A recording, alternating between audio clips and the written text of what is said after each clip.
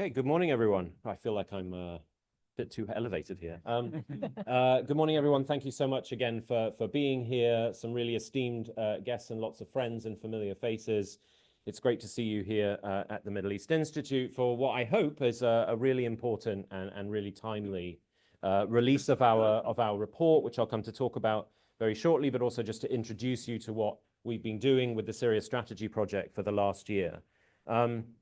So 1 year ago, we launched the Syria Strategy Project. This was a joint initiative between the Middle East Institute, the Atlantic Council, and the European Institute of Peace. So I've been working way too intensively with my two colleagues here who will be joining us on a panel shortly, Qutaiba Idlibi and Marie Forestier, as well as the Madaniya Civil Society Network.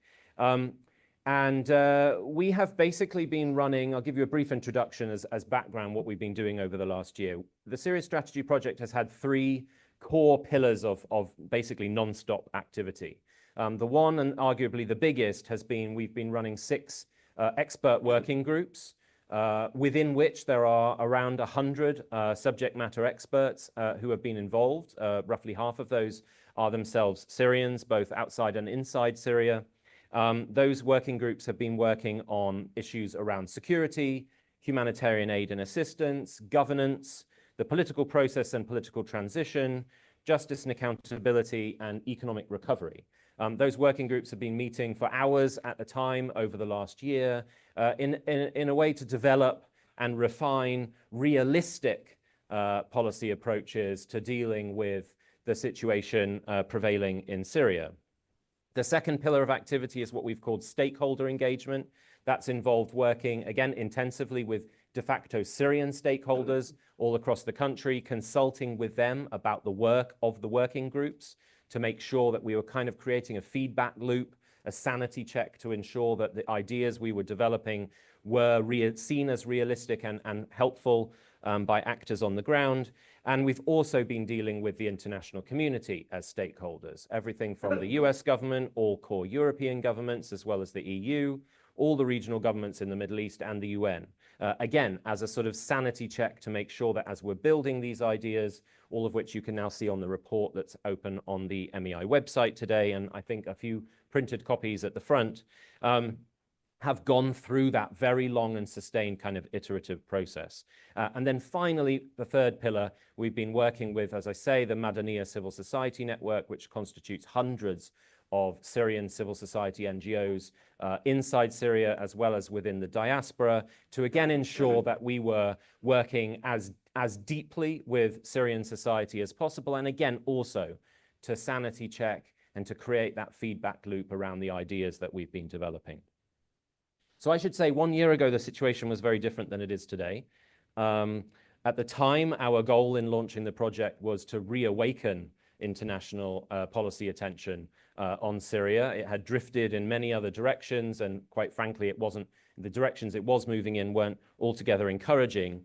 And we also were working to try to bridge widening gaps that existed then between the US, Europe, and the region itself.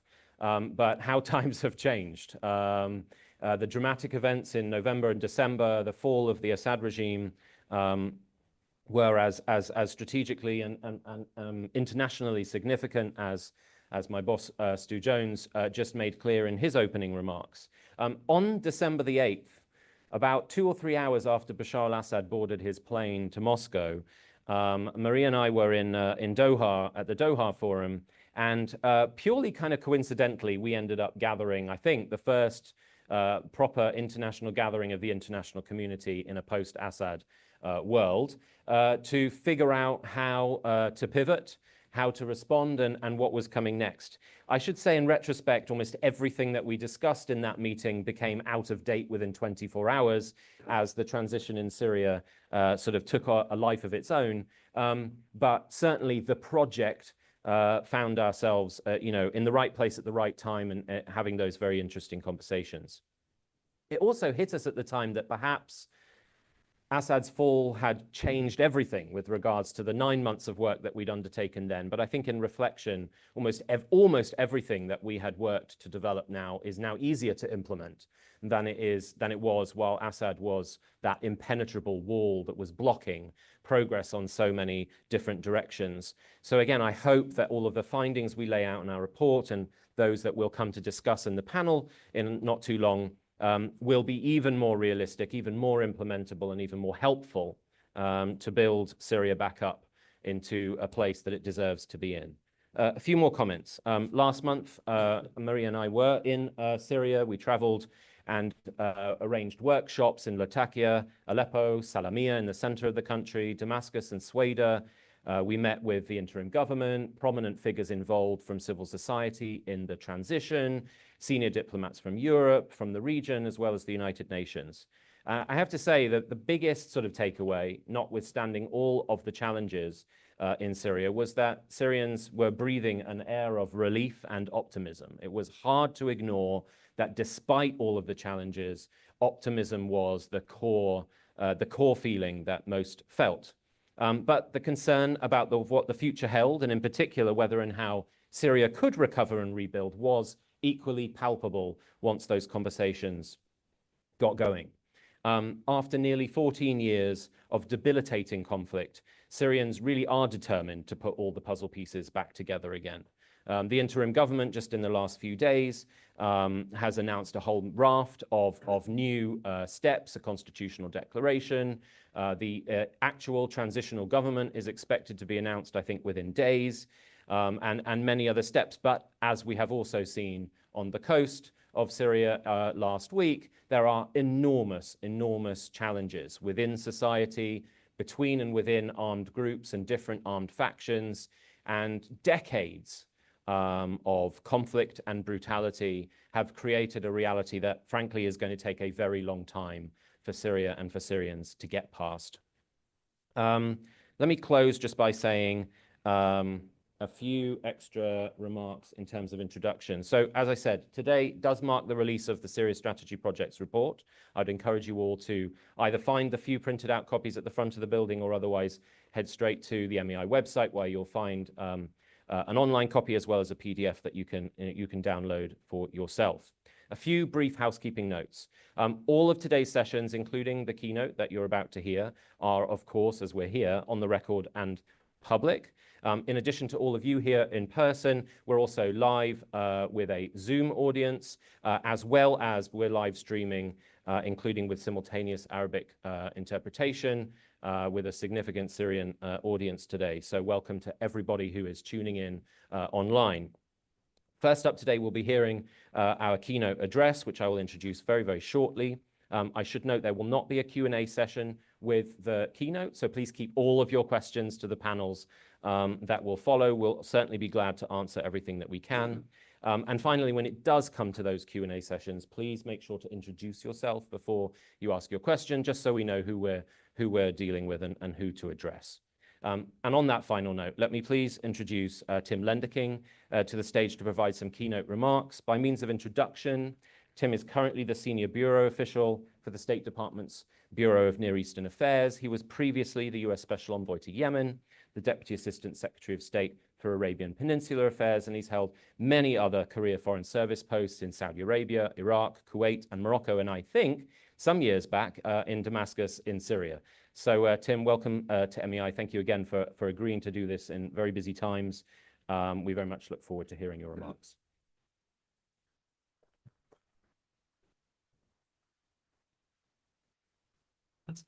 Good morning. Great to see all of you here this morning and to be in a room filled with people who maybe have been to Syria but care about Syria. Syria is a very personal thing for me, and I'm glad you saw that on my bio. I did serve in Damascus from 1996 to 98. It was a big time in my life. It was my second tour in the Foreign Service, and it was a great tour. My wife and I, we traveled all over Syria. My younger brother came out to study Arabic and lived in the old city. We took off and went swimming in the Euphrates River, and we stayed in Deir ez-Zor and Abu Kamal on the Iraq border and toured the dead cities, camping out in the desert with the volcanoes. And the quality of personnel, which you don't find in every embassy, but except where Stu has served and Bill. The quality of people, the level of interest in Syria, its history, its antiquities, and above all, its future, was something that I'll never forget across the various agencies that were there. We didn't know it, but we were in the tail end of the Assad regime, and the Hafez al-Assad, of course. And the predictions, about who was going to succeed, it seemed Basil had already been killed, of course, in the car accident, so he was out of the picture. But Bashar was, seen as not somebody who could really take the reins very effectively. And maybe we got some of the thinking wrong, but the conclusion certainly was true. I mean, the amount of savagery that man unleashed in Syria is incredible, and I'm so glad it's over. Charles, when I was at Doha, also at the same time, just the outpouring of emotion from Syrians in Doha was extraordinary. People in tears, Assad was gone, the sense of hope. I think that sense of hope is still there. I'm challenging American policymakers, myself, my colleagues, to get this right, because this is a pivotal moment in Syria, in the broader region. If you think back on all that has happened over the last year, some good, some bad, some very ugly, Syria has a chance to move into a positive, column here. And I think with the proper amount of U.S. engagement and international engagement, I think there's a real chance that Syria gets on its feet. But I don't think it's a foregone conclusion, and I don't think you can put a situation like this on autopilot. It needs real, real engagement and real management, and it's a very, very imperfect situation. Charles, Kuteba, Marie, congratulations on the report.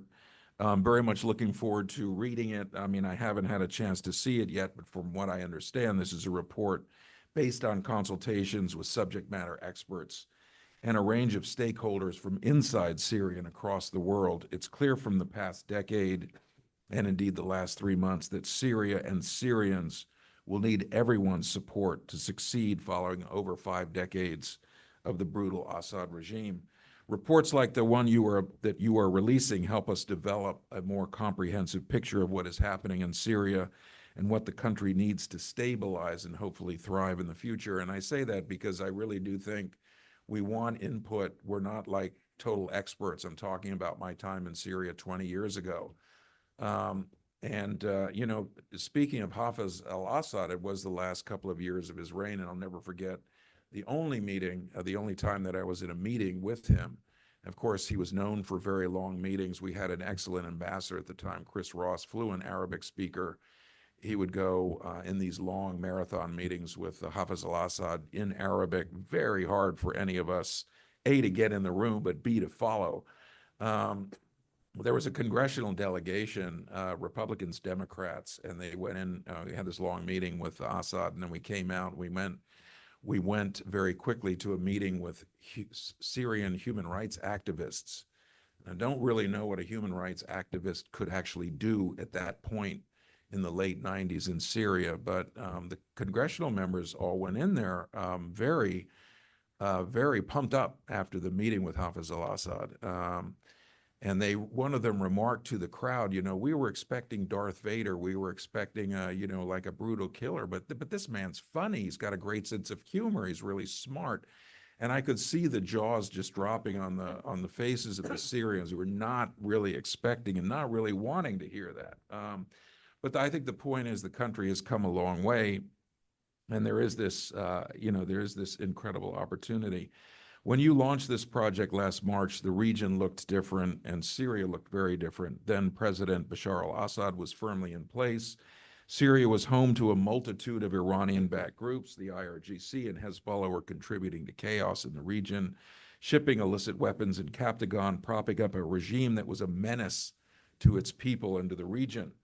Since December 8th, Syrians across the world have celebrated the return of their homeland and their ability to speak and move freely without fear of retribution, torture, and detention.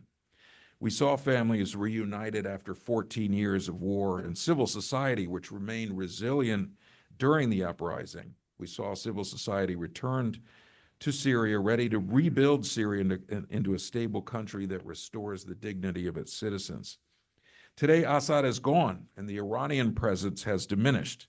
If things work out the way the United States government hopes to see it, they won't be back for a long time. This was no small victory, given the role Iran and its proxies played in oppressing the Syrian people.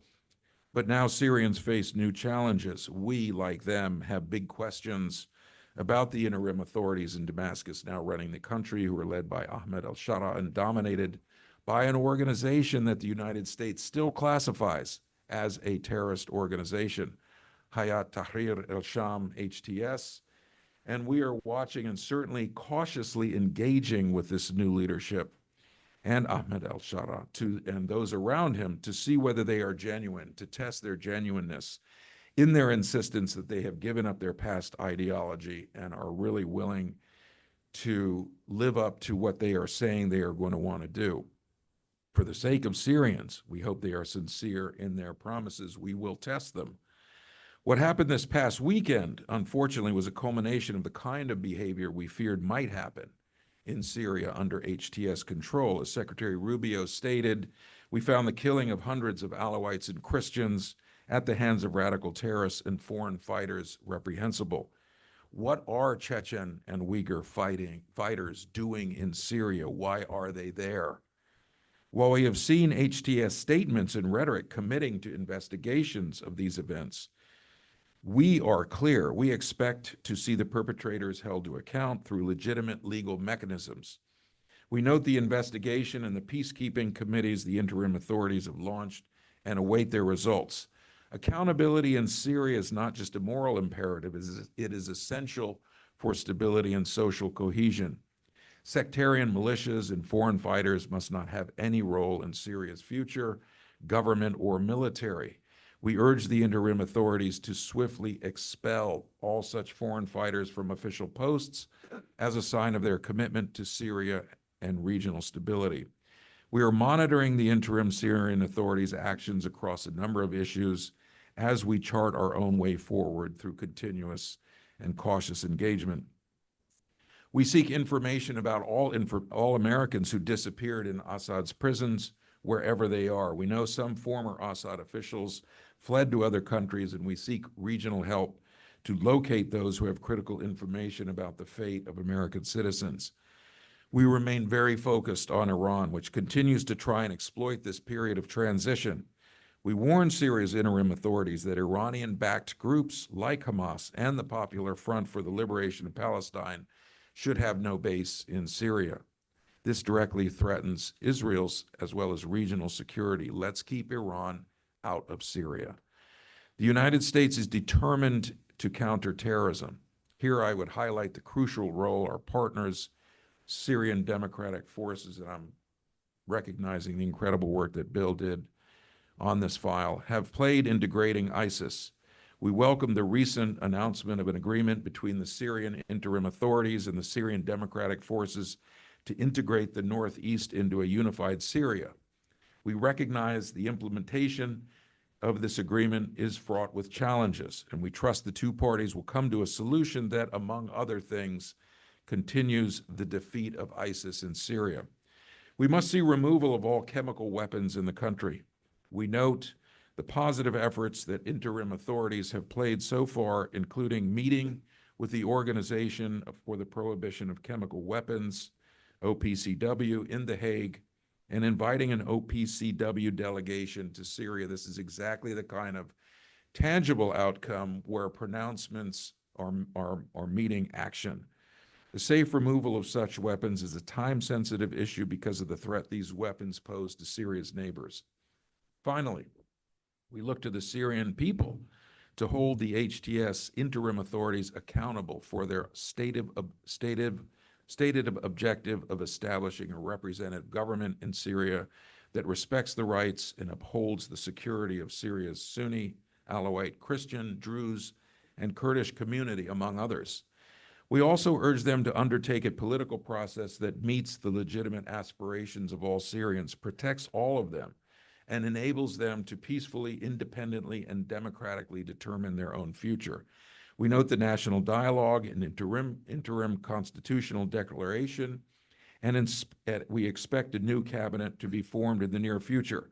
We continue to emphasize the need for all such structures to include the diversity that Syria is known for, and for the interim authorities to draw on the rich talent of Syrians who are eager to participate in the rebuilding of their country.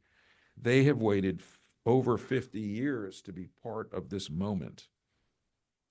Thank you again for inviting me to join you for the launch of your report. We wish the Syrian people well as we pursue our collective interest of seeing a country that is no longer a base for terrorist groups, is peaceful toward its neighbors, and is responsive to the needs of its peoples.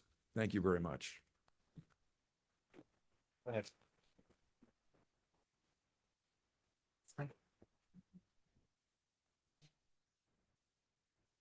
Thanks.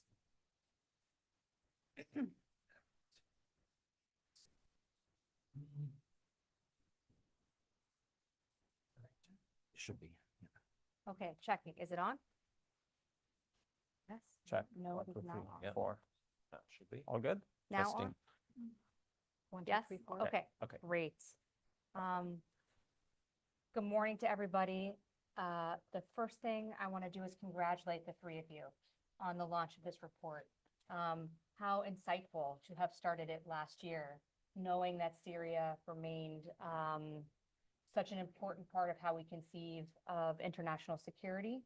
When it was off the radar, you were already working to put it back on, and how timely, given everything that happened. So congratulations to all of you. Oh, now it's on. Great. Okay. I'm going to very quickly, even though I'm certain you all know who these three individuals are, just ask them very briefly to introduce yourselves and your position. Sure. So I'm Charles Lister. I run the Syria initiative here at the Middle East Institute. I've been working on Syria for 15 years now, so it's pretty much all I know. And likely to be another 15 years at least. My name is Marie Forestier. I'm a senior advisor on Syria at the European Institute of Peace. My name is Qutayba Elbi. I'm the director of the Syria program at the Atlantic Council. Like Charles, I've been working on Syria for over a decade, but I'm also Syrian, so I don't Since know you were born. Yeah. Dana Stroll, most importantly, Stu Jones's former intern, but now the director of research at the Washington Institute for Near East Policy. So what we're going to do is I have a series of questions I'm going to ask each of the panelists, and then we're going to take as many audience questions as we can before our time is over.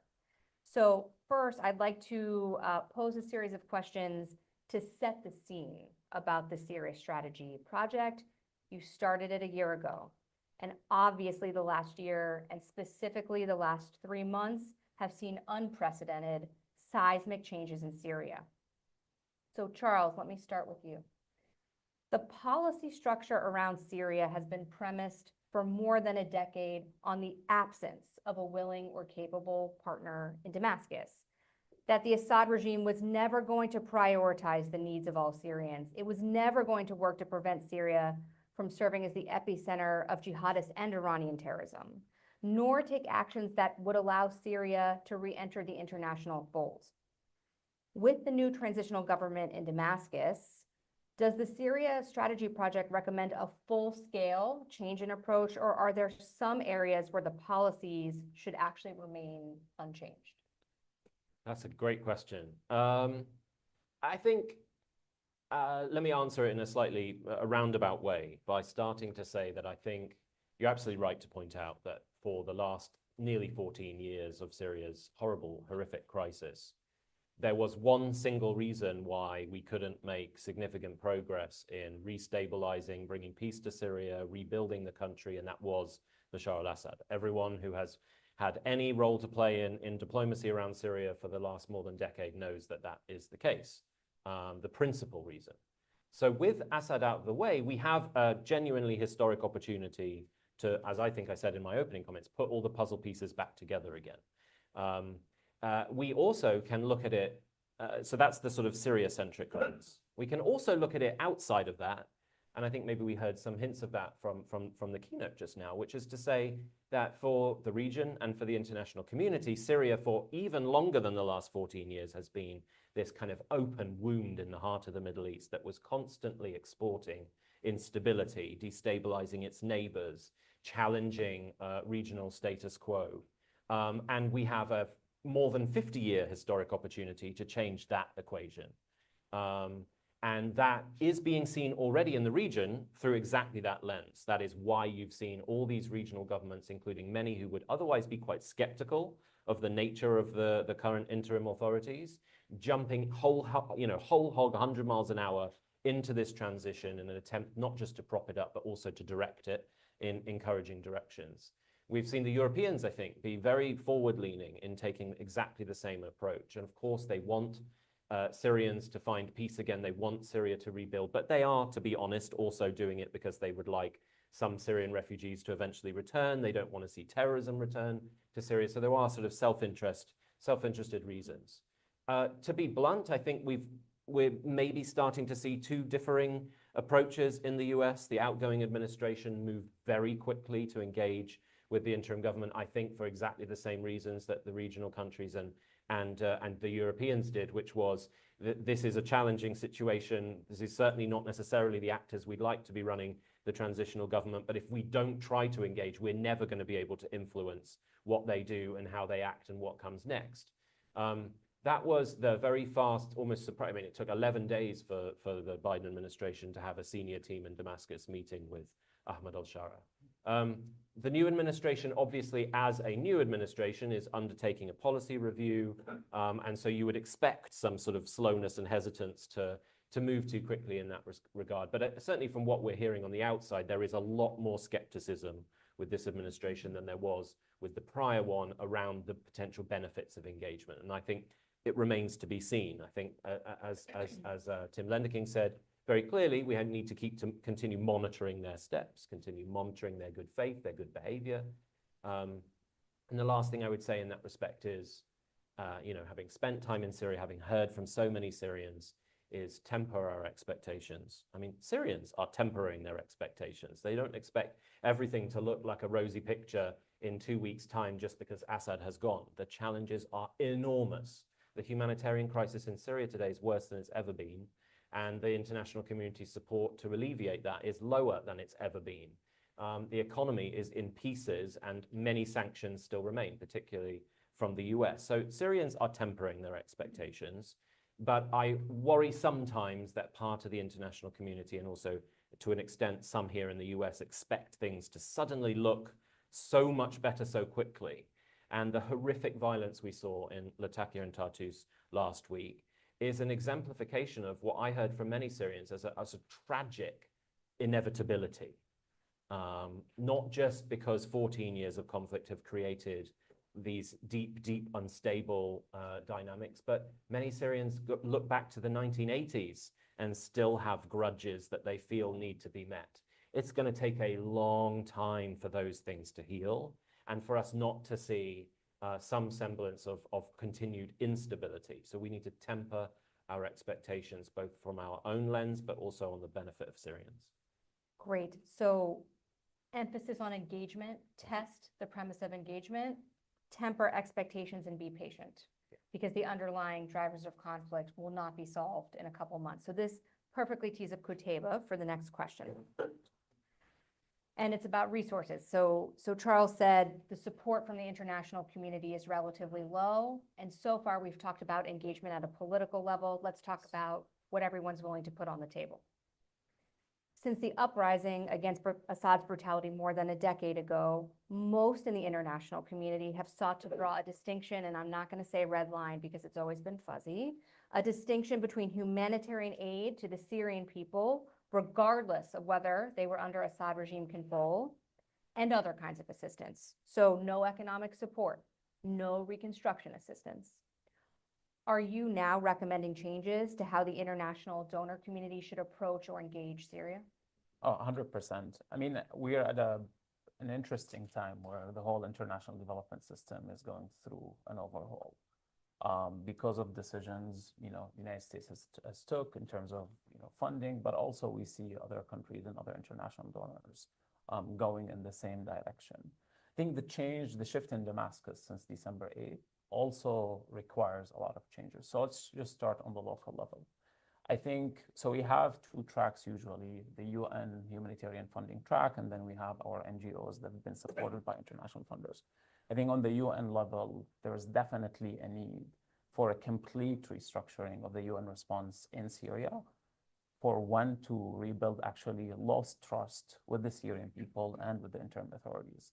The model the UN has been using in Syria, especially in regime-controlled areas, has very much been built on cozying up to the Assad regime to allow the UN and different agencies to operate in Damascus and areas it controls. That basically affected its hiring policies. We've seen a lot of regime officials and family members appointed by the UN. Even sometimes the way the UN would usually excuse such practices is by pushing them up, basically promoting them so they're no longer serving in Syria, but in a sense also opening the door for more of the Assad regime family members to come into the system. So there's definitely needs a reapproach to the personnel specifically, because I think definitely there's not a lot of trust that exists. But also we need to look at the system, the response system that exists. We had like this whole of Syria system before, managed through Gaziantep, through Erbil, through Jordan, because we had 3 or 4 different Syrias. That made sense at the time. Today we do have, in a sense, a one unified Syria, and we see more of that every single day. So as such, also the response itself needs to change. So the question for us is, how do we change strategically the response in Damascus as a representative for all of Syria? And we have a strategy for all of Syria that addresses the conditions on the ground. I think at the center of that, we need to really shift our focus with a focus on refugee return. So setting up the whole scene on how can the whole UN operations basically serve that goal. I think that is something definitely Damascus, international donors, the political transition of Syria itself requires. It's not really about serving the needs only of the regional actors and of European actors, but also Syrians want to go back home. That is a reality. So how can we put that at the center? And I think that starts by appointing a resident coordinator with a senior experience from UNHCR, for example, because it can bring together different UN agencies around that goal. Let's keep in mind that if there is a refugee return, a voluntary and safe refugee return operation in Syria, this is going to be the largest one since World War II. And that does require a lot of coordination and a lot of resources. So that is setting the scene on the UN level. I think on the NGO level, Syrian NGOs have been very proactive, I think for almost a decade, about the need to really shift the way the international community, international donors have been responding in Syria. There is that kind of like fuzzy line between humanitarian response and early recovery. But in a sense, even the definition of early recovery was not one that was agreed upon. I think some international donors used early recovery as a term to kind of cover reconstruction projects that they wanted to implement under regime-controlled areas, and in a way to bypass sanctions. It was acknowledged, it was agreed upon way to kind of like address those needs. But at the same time now that we're getting really to a place where we can have sustainable operation on the ground, we really need to shift our response as international donors from emergency humanitarian aid into real early recovery. Like that's when the real early recovery starts. Would that include some reconstruction projects? Oh, absolutely it would. And we need to be very blunt about it, because when Assad really escaped Syria, he left Syrians with nothing. A lot of people, Charles Marie can tell you, like a lot of people were saying when they came to Syria that the time had really stopped in 2011. But it seems the more and more you look at it, actually the clock went backwards. The country, the infrastructure, I was talking to some colleagues from ICRC. They visited the National Hospital in Damascus just to reassess the basic needs. And when we had these consultations with them, my colleague was like, I think we need to tear the whole thing down. Like, there's nothing there to fix. Like, and that's not only about the national hospital, but in terms of the health infrastructure in Damascus at the time, and that is the capital where much of the investments were in. So we really need to have that shift towards a more sustainable response, focus on early recovery, but also we need to realize that there's a lot of work that could be done through Syrian NGOs. And here, I think one of the facts that we have realized after the fall of the Assad regime is that the NGO community under the Assad regime control has really been strangled for so many years because all of the funding has been shuffled through the Syria Trust for Development, which was controlled by the First Lady at the time, Asma al-Assad. So the NGO community, in a sense, does not have the same, in former regime-controlled areas, does not have the same experiences of the NGO community in Northeast and Northwest Syria. So the same organizations that have already been suffering of massive cuts in Northeast and Northwest Syria, now they have to deal not only with the population, you know, probably of 7 or 8 million, they need to deal with a population of 18 to 20 million people. So as we figure out how we need to, you know, invest our money internationally for the international development sector, I think we really need to keep an eye on what happens in Syria. The goal here, it's not really about, I understand the America First priorities that we have under this administration, and perhaps it will shift our response for future administrations. We need to invest in Syria's development because it is an America First priority. We have this historic opportunity to keep Iran, Russia, perhaps ISIS and Al-Qaeda out of Syria. But there is a clock on that opportunity. If we don't utilize it, I'm very sure Russia and China would love to come in and jump on that opportunity. I don't think Iran will have, and that's another topic, Iran will have the opportunity to come in. But again, if we stay out, if we stay disengaged, if we decide to completely ignore the realities in Syria, and again, like this once probably in a lifetime opportunity that we have there, I think we will very much regret it a few years down the line. Thanks for laying all of that out. So you spoke about rebuilding lost trust, changing an approach that reflects a unified Syria, not pieces of Syria, the significance of Syrian NGO communities, the considerations for Syrian refugees who might want to return. And in every situation, we're talking about human beings. 50% of those human beings, in some cases more than 50%, are women. And I don't know about you all, but I keep looking at the pictures of the different events, the different meetings, and I see a lot of men sitting around the tables. So Marie, talk to us about the role of women in post-Assad Syria. Do they need to be at the table? Are they at the table? And what are the implications if they're not part of these dialogues and the rebuilding efforts? Well, the short answer would be yes, of course, they do need to.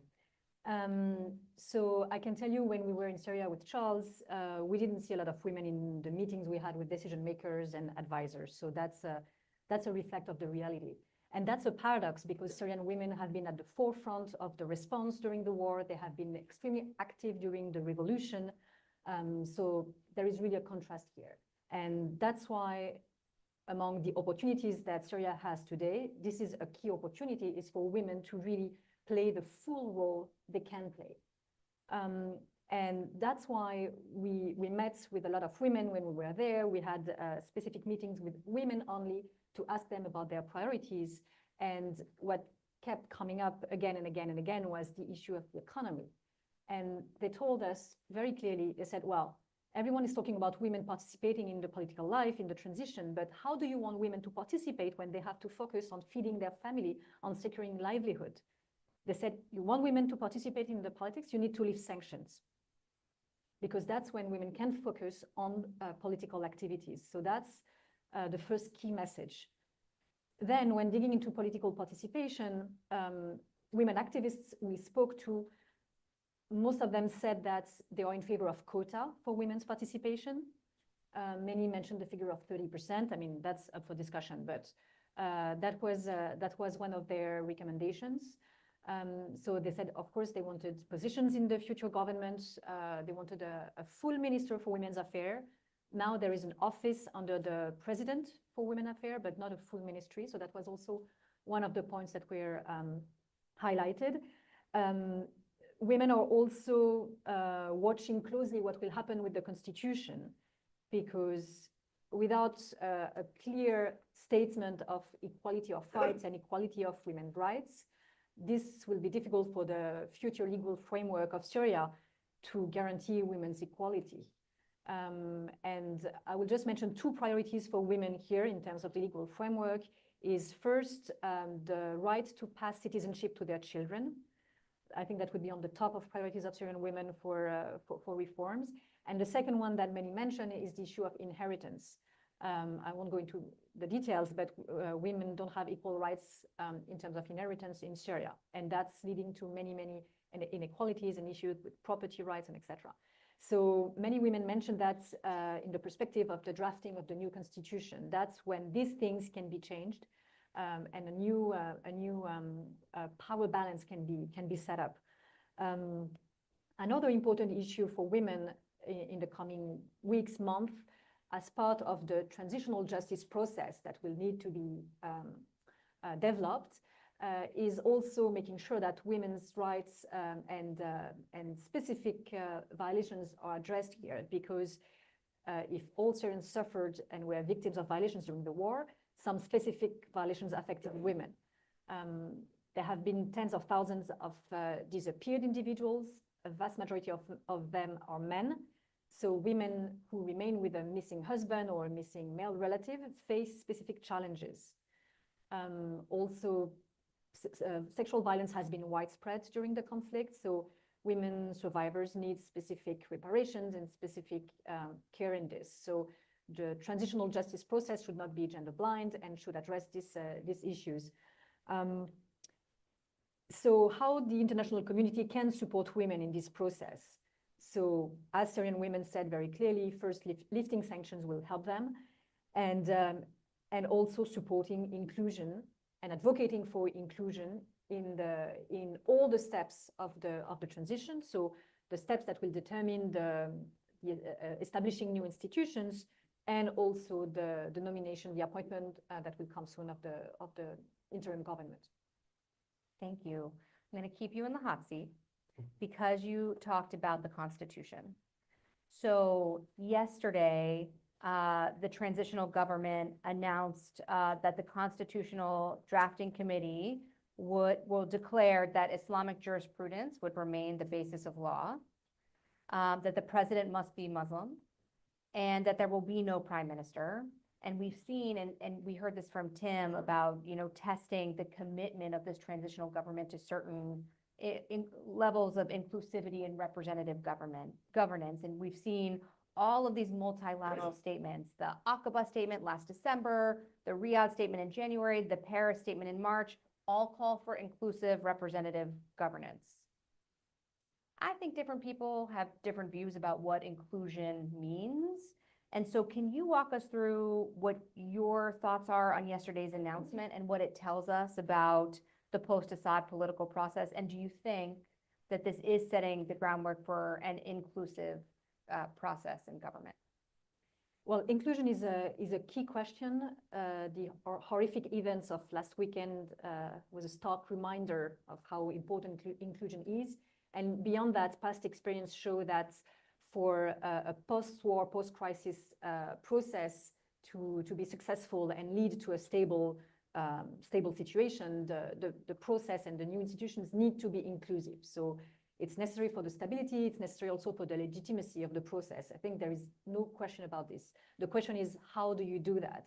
And how do you adapt it in each context and in the Syrian context? So when we speak about inclusion, we speak about two things. We speak about women and we speak about all the diversity of the country. So if we start with women, so as Syrian women's advocates emphasized, a quota of women is probably the main way, the main avenue to ensure inclusion in the process. And if we use the figure that was mentioned to us by these women of 30%, we can see that the two bodies that have been appointed so far, so the preparatory committee for the national dialogue and the drafting constitutional body, both included 30% of women. So it's a small sample and small number. But so even though there was no quota rule, they did.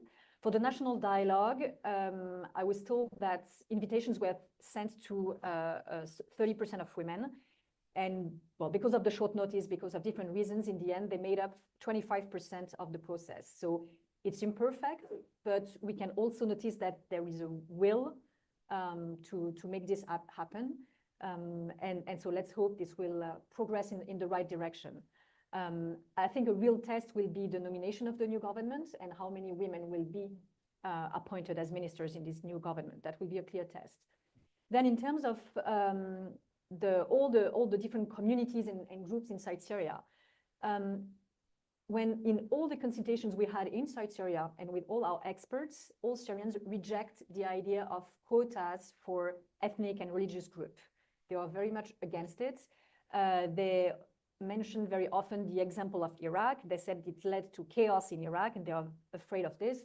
For them, quotas for ethnic and religious group lead to division and it's not suitable. Now the question remains is how do you achieve inclusion of these groups if you don't take this kind of measures? I hope a positive outcome of the events of last weekend is to be a reality check showing that all the groups need to be part of the governance. So far, there needs to be more done. Most of Syrians we've spoken to regretted that for now the authorities are one color, as they say. That's the word they use to describe the fact that most of the authorities in the government, in governorates, in decision-making positions, all come from HTS inner circle. So this is something that has to change, and the circle has to broaden. And another option to broaden the circle without using quota is to use geographic representation, because in Syria, different groups are most of the time located and live in specific areas. So if you ensure some kind of geographic representation, you can overcome the obstacle of prioritizing inclusion without installing quota. So that can be an option. You talked a bit about sanctions, so Kuteba. I want to turn to sanctions. The U.S. sanctions-led architecture is viewed as the main impediment to increasing economic support and stabilizing the economy in Syria. And it seems, at least here in Congress, there is an active debate about sanctions. There's been an active role by Congress in sanctions against the Assad regime. And there's a lot of talk here about the view that there should be some sanctions relief, maybe or maybe not lifting all sanctions. Can you walk us through your recommendations with respect to sanctions relief? How should policymakers and decision makers in capitals here, Europe, et cetera, be thinking about this issue? Let me start by first saying that sanctions are actually not only an impediment in terms of, the economic situation, the humanitarian situation, but actually it's an impediment in overall sectors in Syria. I'll actually start with the inclusivity, which we were just talking about. In Syria's experience in the last decade, what we've seen throughout, the war, since 2012-13 and moving forward, is that, for example, NGOs took a major role in running state services and kind of like filling gaps that the state left. So in a sense, we got to a place where we have, NGOs, with thousands of actually employees and workers, really covering like the White Helmets, for example, acting as Syria's civil defense, firefighters, like acting as Syria's 911 service, in a sense. The problem today when it comes, for example, to inclusivity, we've seen in the last couple of months, for example, in the consultations that the interim government authorities have had with civil society, with NGOs, that many actually within the NGO community, especially with big organizations who are filling those state services gap, many were actually invited to the process and were asked to come in at very high positions to fill within the government, to kind of like be as inclusive as possible. And in a sense, it was sanctions that have actually stopped many in the NGO community to step in. Because the first question people were asking, would I be designated as a part of HTS, or would I be designated as terrorist because I'm joining the government? what would happen to my organization if I actually joined the government in one capacity or the other. And the question and the answers, to be honest, that I've been receiving, whether it is from the United States, specifically from the United States, from our administration, were not very positive. So in a sense, it is great that we are demanding inclusivity, and that has been, as you said, in every single statement around Syria. But we're also, putting a lot of obstacles, in face of the current authorities to actually include people. And that is a question, especially today, as we've seen that, Syria has had like this huge brain drain in the last decade. A lot of Syria's expertise are now in the United States and across Europe. Could those people go back and actually be able to help on the ground? And to be honest, because we do have a huge lack of capacity on the ground in all sectors. And this is something you could really notice in terms of why the government has not been able to function in proper ways in the last 3 months. Because, yeah, there are lack of expertise all across the board. But in the sense, sanctions are actually preventing Syrians themselves from going back and being part of the process itself. So that is one major impact. If we go to the humanitarian sector, which we were just discussing, also like NGOs still facing a lot of questions now.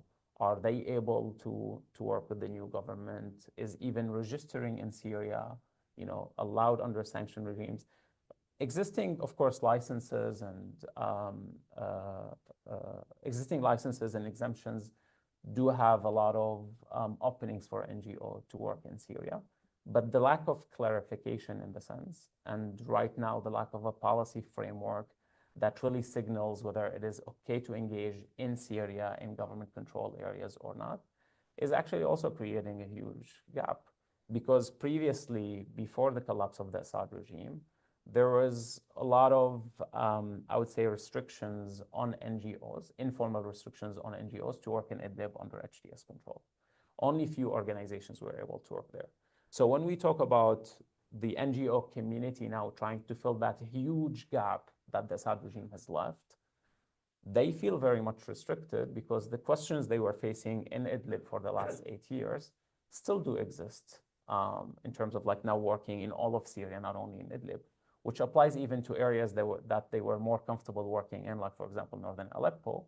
Now NGOs are still asking themselves the same question. Are we okay even to work in northern Aleppo, which is now technically under the control of the government? So, I mean, I'm happy to go over restrictions, over the economy itself, over, the life of Syrians. I think we're all familiar with the impact of sanctions on Syria. But if we want to go towards solution, I think just for us to be consistent in how we deal with Syria, especially there is a big question around dealing with a government controlled by a designated terrorist organization.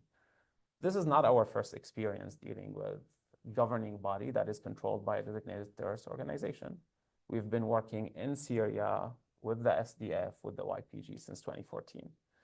And I know a lot of my colleagues in the US government have been saying that actually for the past 3 administrations is like, you know what, yeah, we do see a lot of parallels, funny enough, between the SDF and the HTS on so many levels in terms of having to deal with a designated terrorist organization that is reforming itself, that is, moving kind of like, or improving from its, its own source, having to deal with the issue of foreign fighters. We have our problem dealing with foreign fighters also in the Northeast. So I feel in a sense, since we have developed a way to deal with those problems in Northeast Syria, then there is kind of like a path forward for us to deal with those issues with Damascus, following the model that we have developed with our partners in the Syrian Democratic Forces.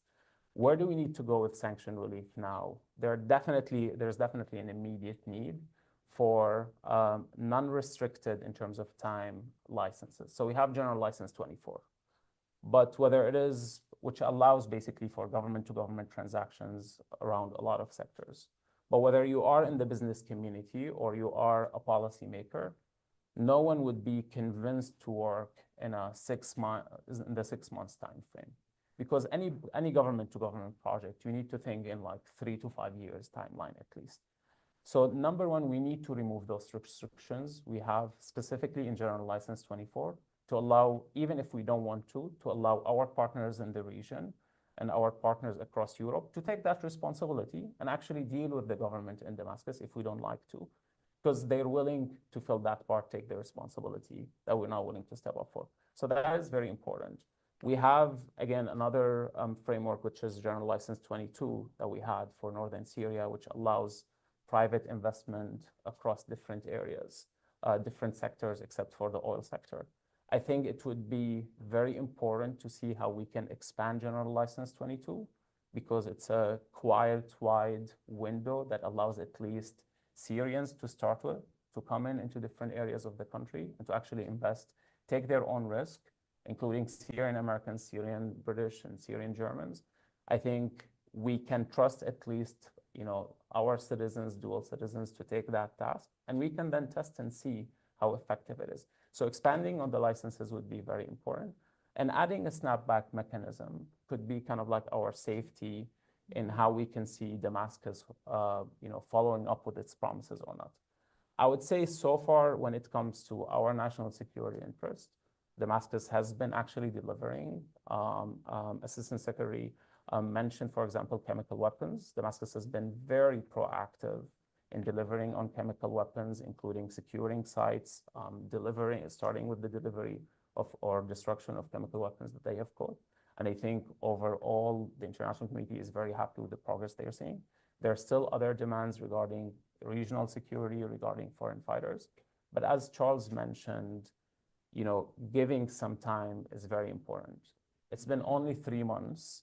HTS and the other rebels thought they were going to take Aleppo, and then they took over the whole country, and Assad is gone.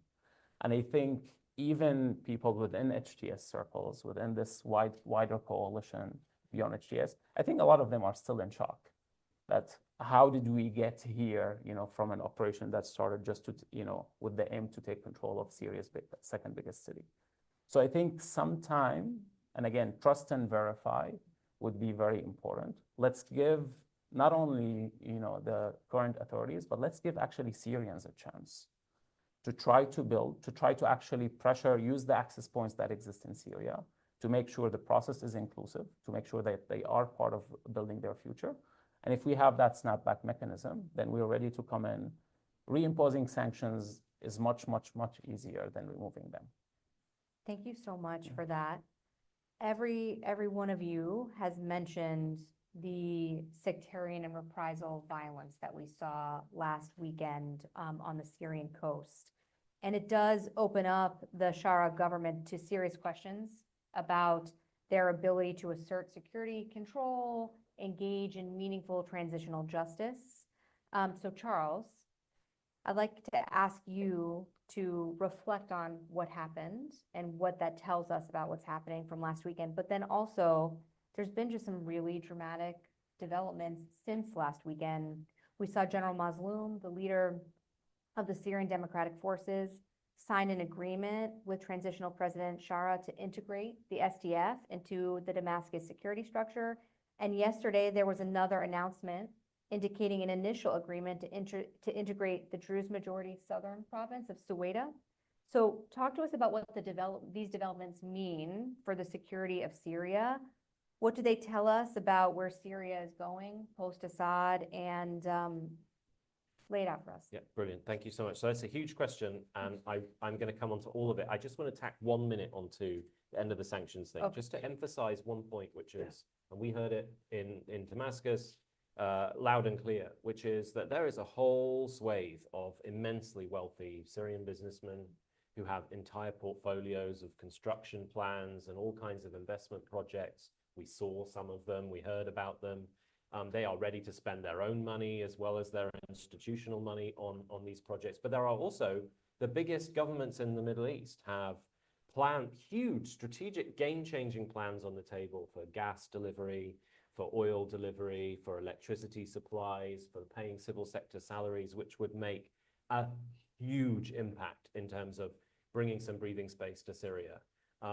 We had some good news just this morning that the Qataris appear to have managed to negotiate with the Trump administration to allow them to provide gas to increase electricity supply into Syria through various waivers. And I think that's an encouraging sign. But, as Qutaiba said, 6-month waivers and all of the uncertainty and bank de-risking concerns, all remain in place. And ultimately the clock is ticking. You know, we don't have 3 more months to negotiate another arrangement, because in 3 months everything could have fallen down. So the clock is ticking. But anyway, to your question, which is really, really important. I mean, it's kind of hard to know where to start. And the first and the most obvious thing to say is to reiterate how Qutayba ended, which is that the armed groups that took down the Assad regime didn't expect to take over the country. And now they are faced with probably an almost unprecedentedly large and complex DDR process, disarmament, demobilization, and reintegration. I mean, I don't think in recent modern history we've seen a DDR challenge that is so big and so complex, with so many different players, so many different ideologies, so many different geographies. And you know, from day one, they set the DDR process in motion. They announced the dissolution of the regime-era army, the ability for people to, quote unquote, settle their status with the government so that they could either re-enlist into the military or go back to civilian life. They've done away with conscription. So, I mean, they set in motion that. They've set in motion the dissolution of armed opposition groups and their integration into the military, but it is extraordinarily complex. Every single armed opposition group that's going through a DDR process has its own line of negotiations. It has its own conditions. Then we have the Druze in the south, we have the SDF in the northeast, and they have very significant conditions on the table. And the agreements you mentioned are, I mean, amazingly good news, and you need only look all across Syria and how Syrians celebrated in every corner of the country to the deal with the SDF. It is just a framework agreement. All of the devil in the details have yet to be negotiated. So big, massive, in bold qualification to that good news. But I think a very good sign of a very encouraging sign of good faith from both sides that they signed that agreement, and that is a good starting point. But the DDR process is complex. We talk about the violence on the coast. I mean, there's a number of different lenses through which to view this. I had just a personal meeting while I was in Damascus with a senior person from the interim government's Ministry of Defense, and they said, he happens to be very close to Ahmed al-Shara, and he said to me that we knew very early on that around 4,000 to 5,000 men in Latakia and Tartus did not take the settlement process. And they know all of these men's names, they know their addresses, they know where they live, because they were all registered with the military. And a decision was made very early on that the interim government would not go after these 4,000 to 5,000 men, because if they did and they rounded up 5,000 men in a weekend, what would the international messaging have looked like? They were rounding up Alawite men, and it was, you know, some huge sectarian crackdown. So they made the, I think, pragmatic decision not to do that. But the consequences of that pragmatic decision have started to come true, which is that we are seeing, and I track this almost hourly, we are seeing and have been seeing for 2 months the development of an increasingly aggressive and capable Alawite armed insurgency. And not just Alawite, I should qualify, because as far as Deir ez-Zor and Homsin Hammer, there are other loyalist men who are taking up arms and attacking the interim government. In the 3 weeks up before everything, you know, going so badly on Thursday night, there'd been 46 pro-Assad attacks across Syria against the interim government. The intensity of those attacks were increasing week by week, and the deadliness was significantly increasing. And I have all of the charts and the data.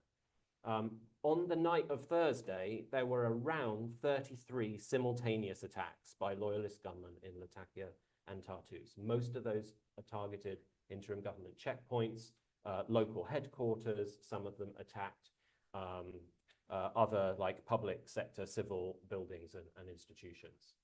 Some of them also attacked other rival villages that had refused to go along with what I have heard from other Alawite contacts on the coast. Everyone knew that this was being planned. And some villages had refused to provide protection and provide safe houses for these gunmen. Those villages were attacked and massacred too. All of those attacks were clearly aimed to provoke an even more vicious retaliatory response, which is exactly what played out. And so, first of all, it's tragic. Second of all, it seemingly was inevitable, and so many people knew that this was coming from all the different sides of the conflict. But it just goes to show how immensely fragile Syria remains. You know, forget the challenges with negotiating with the Druze and the SDF. That is easy in comparison to what I keep hearing from Syrian friends and contacts, which is, we have lived in this kind of repressive, divided world since 1970. And I know Syrians who continue to talk about the need for revenge from the 1982 Hama massacre, of which, by the way, they just blame Alawites, full stop, for the Hama massacre. And so there is a 40+ year history here that has just been like Pandora's box opened because the regime is gone. And I think the initial optimism that I talked about in my opening comments on the stage thing was that optimism and euphoria was the overriding emotion for Syrians. Mm-hmm. But underneath that, there is so much other things going on in people's minds. They are desperate to reunify the country, which is why everyone celebrated framework agreement with the SDF. And they are equally celebrating the arrangement with the Druze. But underneath that, there is so much healing that needs to take place. And yes, of course, it would help to have Alawites within the interim government, as with Druze and folks from the Northeast. But even that, in my opinion, isn't going to fix all of that. What will fix that is just time. And again, it is horrific, it is tragic, there has to be justice and accountability on all sides. But I do really worry from a security perspective about this loyalist insurgency, because, by the way, there was about 2 or 3 days of real horrible violence. And then after that, the government has launched a more organized military crackdown on these gunmen. And the attacks have continued on the same trajectory they were before. So they haven't ended. And they're continuing in other corners of the country. Okay, we're going to get to audience questions. We're going to do one more round up here that's forward-looking, but I'm going to ask you to limit your responses to like 2 minutes or less. Sorry. Okay. No problem. It's such a rich dialogue, but I just want to make sure we have time for audience questions. So back to you first. U.S. military presence in northeast Syria.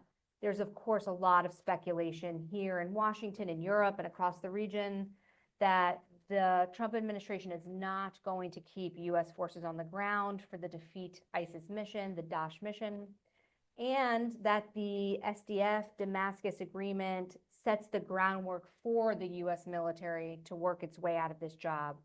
Can you lay out for us briefly what's left for the U.S. military to do in Syria? Is this mission still relevant and important today? And we've talked about all the ways in which we've seen some very promising policies from the transitional government.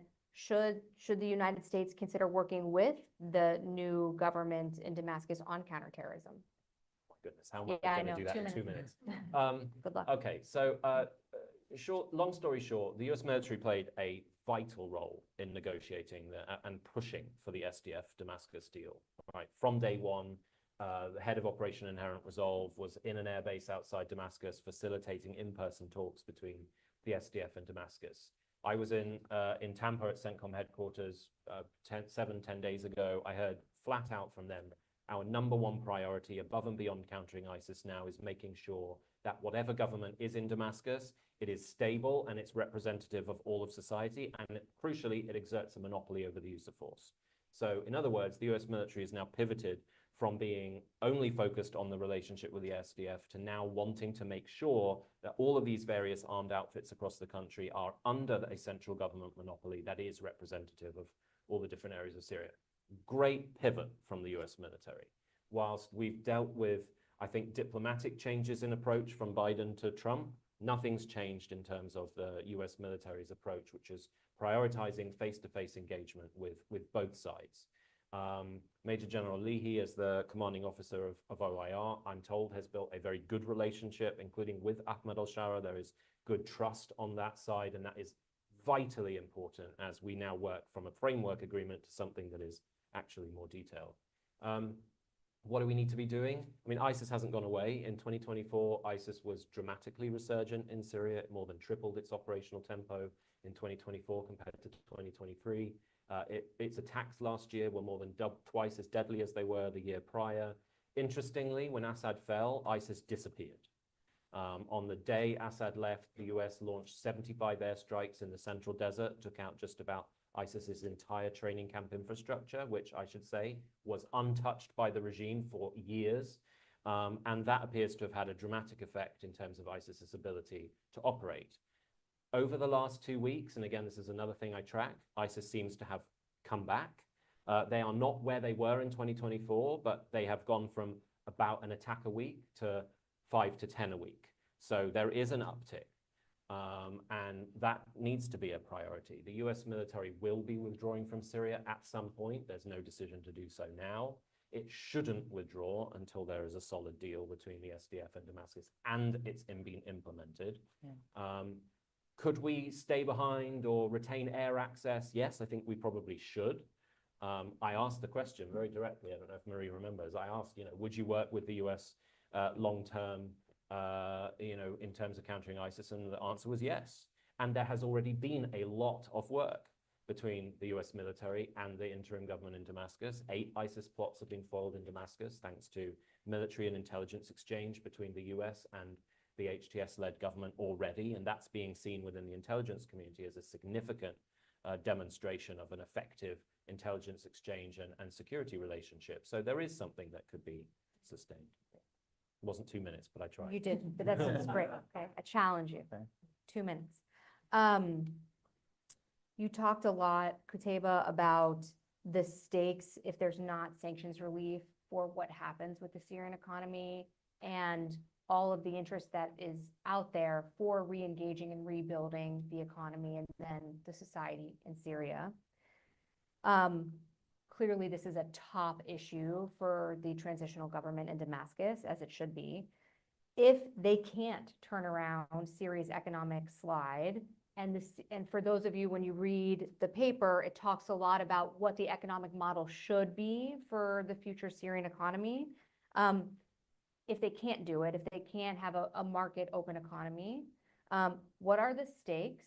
You talked a little bit about Russia and Iran looking to get back involved. Is getting involved, either China, Russia, Iran, from an economic perspective, a risk? And is that a risk for stabilizing the Syrian economy? Sure. So in 2 minutes, locally, regionally, and internationally. Locally, just looking back at HTS model, they always had to, so when dealing with Al-Qaeda, with ISIS, with internal rift within HTS since 2018 or 2019, they had to deal with first security problems, second economic situation, third challenges within security challenges. So if the economic situation is not set, security challenges will increase.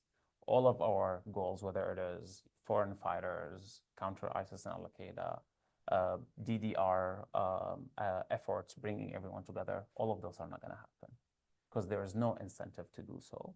And, those challenges will always, like the economic challenges and making sure people have actually secure their living are going to be more important. So that is one on the local level.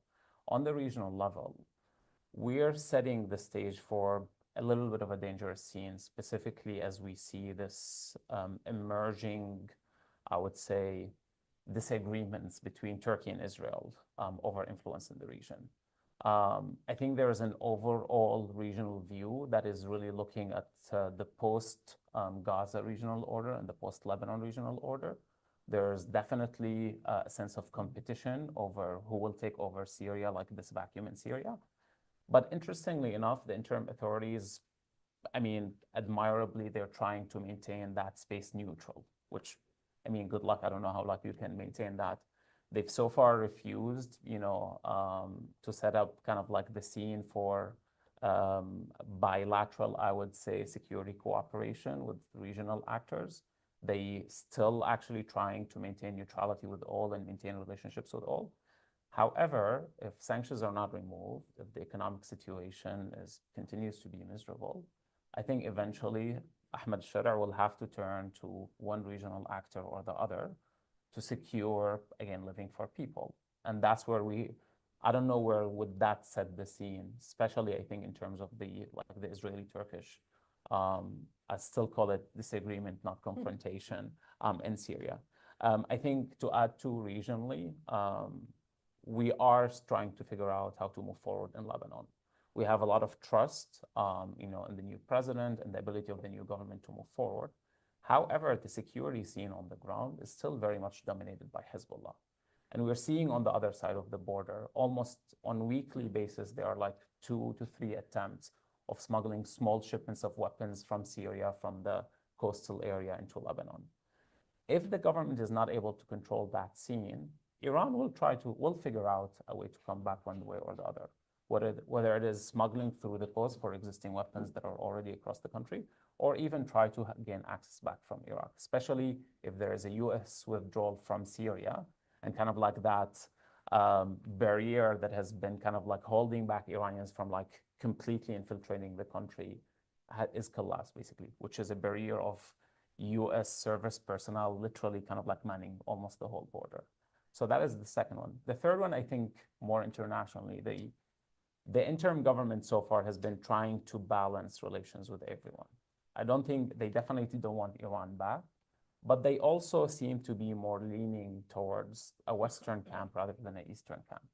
They don't want to angry, Russia, right now, because they're still trying to figure out their space. But it seems there is quite a good opening for us to try to invest in their at least attempt to try to be more open with Europe and with the United States. I think if we keep shutting down that door, it's very easy for the interim authorities to reopen to Russia. And if the situation in Ukraine kind of like moves towards a ceasefire, moves towards some sort of settlement, I think Russia would be more willing to dedicate more resources to reinvest its relations with authorities in Damascus. So that is something to keep an eye on over the medium term. I think that so expertly sets the stakes for what happens if there isn't a more holistic, comprehensive approach towards Syria. So bring us home. Marie, there's another international conference on Syria scheduled for next week, as I understand, in Brussels. And this time, the transitional government's foreign minister is also going to attend. So based on everything we've talked about, now we have the international community's attention again next week. What are your key messages to those sitting at the table at the conference or around the conference? What are the stakes for Syria, and what are the priorities for next week? So I'll be quick with 3 points. This conference in Brussels next week is a donor conference, as the EU has been organizing for this past 7-8 years. So that's the occasion to pledge money to support Syria. What is at stake is very simple. It's stability and the success of the transition.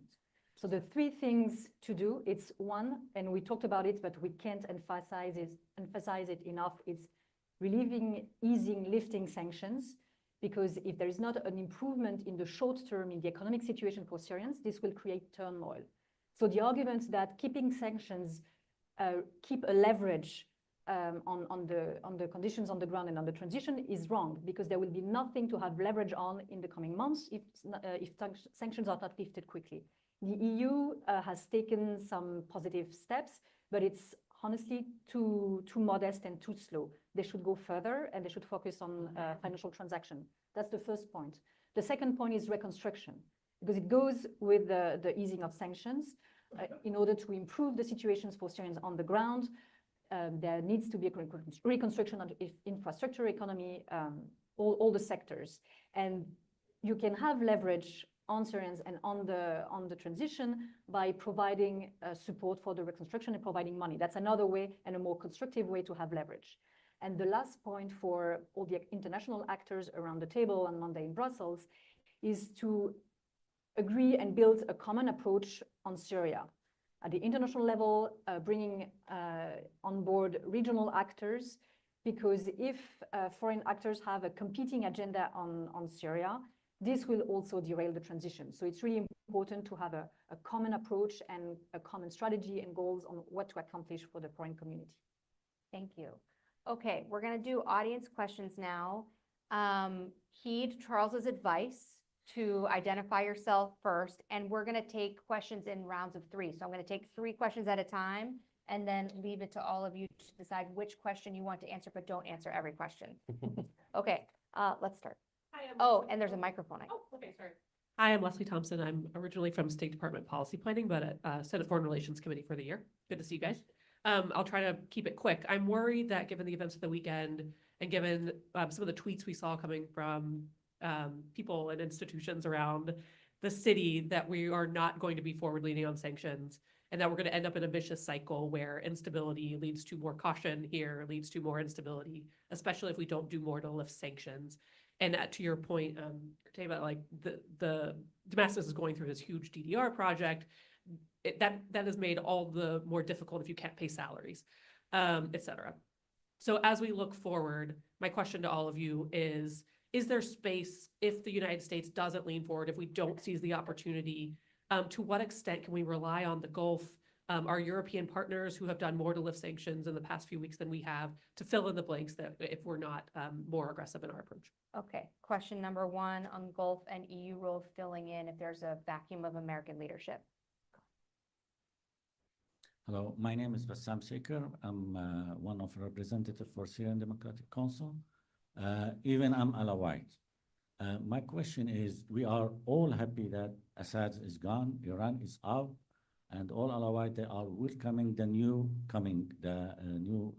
government. But you know that the new government, it is designated as previous terrorists, and they are jihadists, all of them.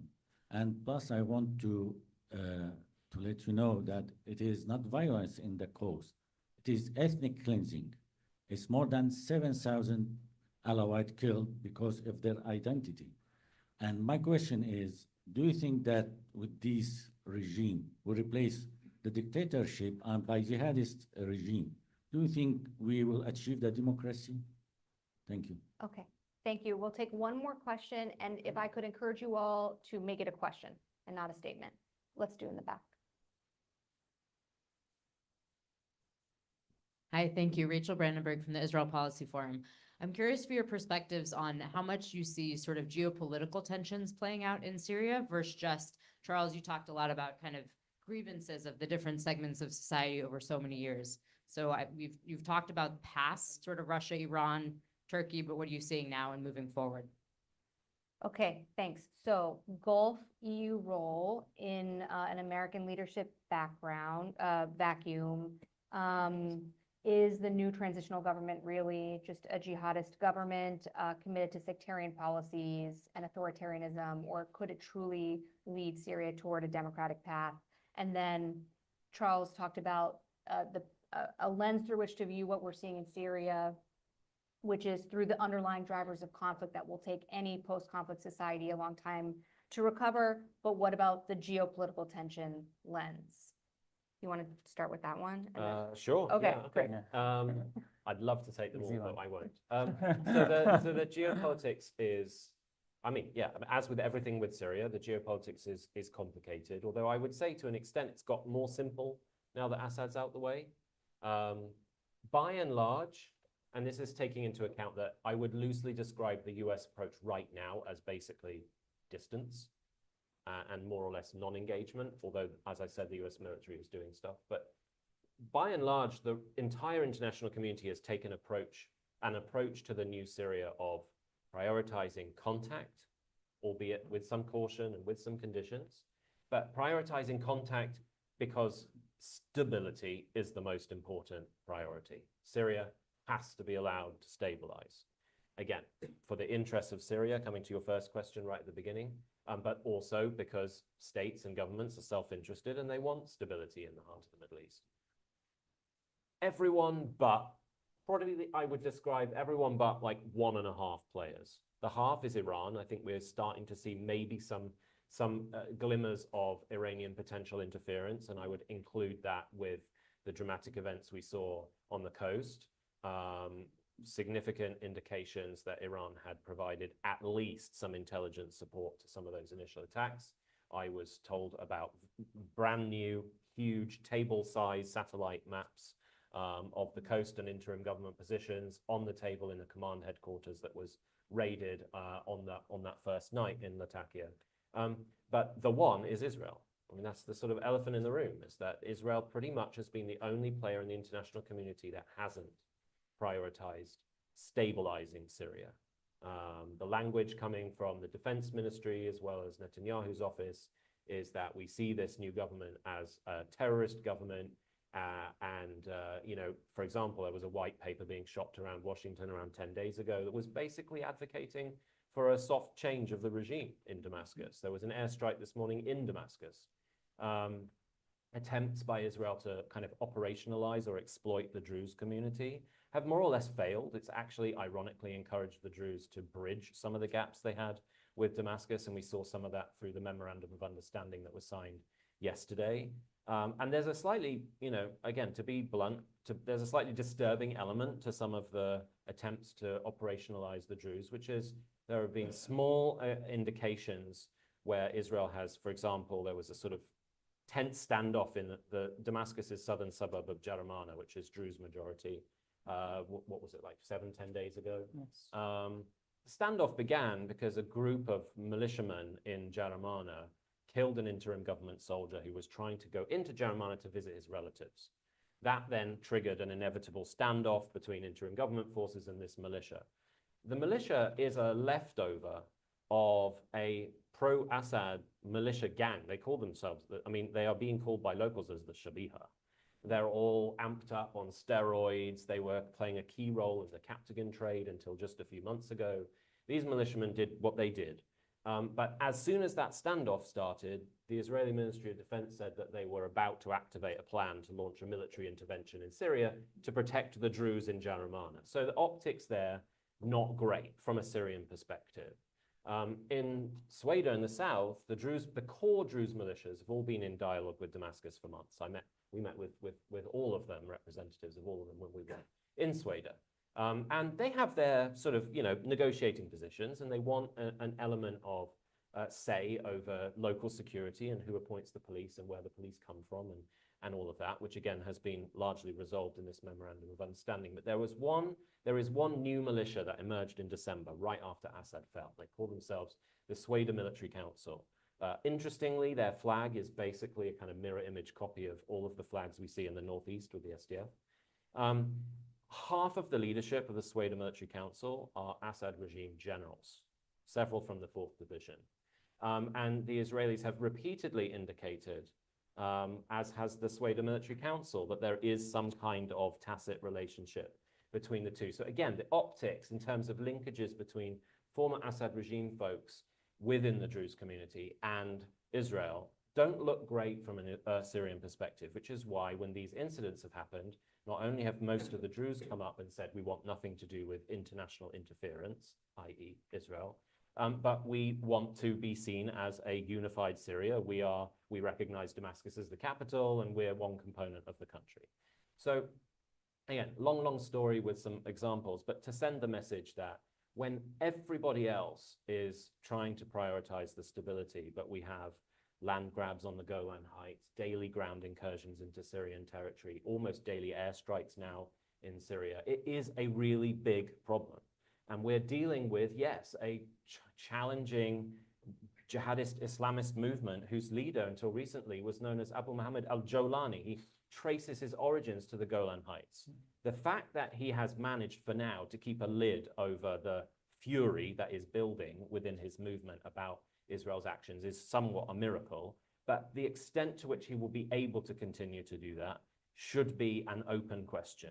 And so to the extent that the US has some leverage to tell the Israelis to back off and just give it time, that would be a helpful step to take. But if not, the Turks lie in waiting, I think, to try to exert some kind of sovereignty for Syria. And some of it's been publicly reported, the defense accord that's been suggested to Damascus for the Turkish Air Force to have a presence in the center of the country. That is all basically to tell the Israelis to back off. And so we're slow walking towards a very potentially dangerous place. And more than any capital in the world, Washington, D.C. has the ability to tell some of these players to calm down and stop walking that path. What do you think? Quickly, the question on can the EU and the Gulf step in? I mean, first, there is the question of capacity. The EU has a limited financial capacity. There is Ukraine, there is Gaza, so resources are not open-ended. So that will be a first issue for reconstruction. The Gulf might be in a better position. Do they want to commit that much of money? That remains to be seen. But ultimately, the real issue is the ability to do it and how American sanctions constrain this. We've seen reports that Qatar has been considering paying salaries for the civil servants and security forces in Syria and hasn't done that because of the US sanctions and the fear of the secondary effect of these sanctions. So that's why it's absolutely critical for Washington to reconsider its policy on sanctions. I mean, just to quickly, jump back in here on this, I think there's definitely a will among at least some actors in the EU and the Gulf to do something. But this is, and we've seen that, like, the scene is kind of like repeating itself. We've seen that in 2006, 2007. The EU Gulf countries stepped in an attempt at the time to kind of like, shift Assad from certain behavior, and they were able to invest, they were able to support. However, Caesar specifically sets us at a totally different scene. With the secondary sanctions, basically, no one else can step in. It's not only about US investment or US support, it is about everyone else. So without action specifically on Caesar, I doubt any other country is going to risk even putting a penny there, especially, to be honest, with the Trump administration we have in place today.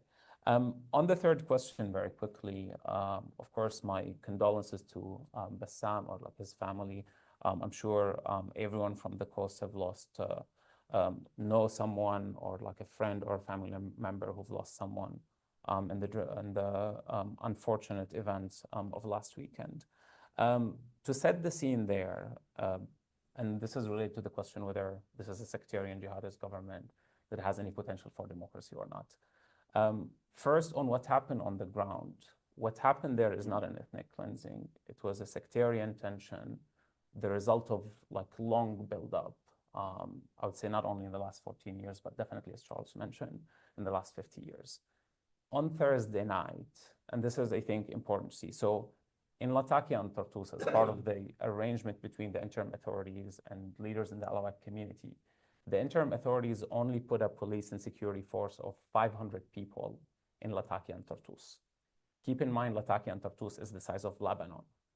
So 500 people across all of that area I mean, I think it was an unrealistic proposal to start with, but this is what the interim authorities moved with.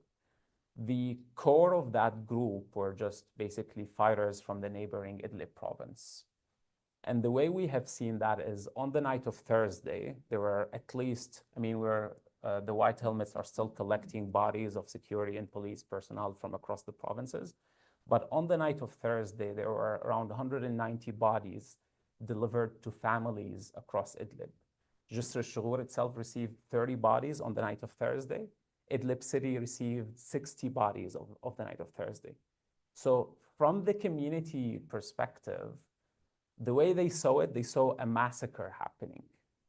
Because, I mean, and just to show, let's also remind ourselves, like, that happened on the night of the 45th anniversary of Jisr al-Shughur massacre that happened in 1980, when basically the regime officials and Alawite volunteers went into Jisr al-Shughur, they bombed the city, and then they took out 92 people from the city and executed them overnight.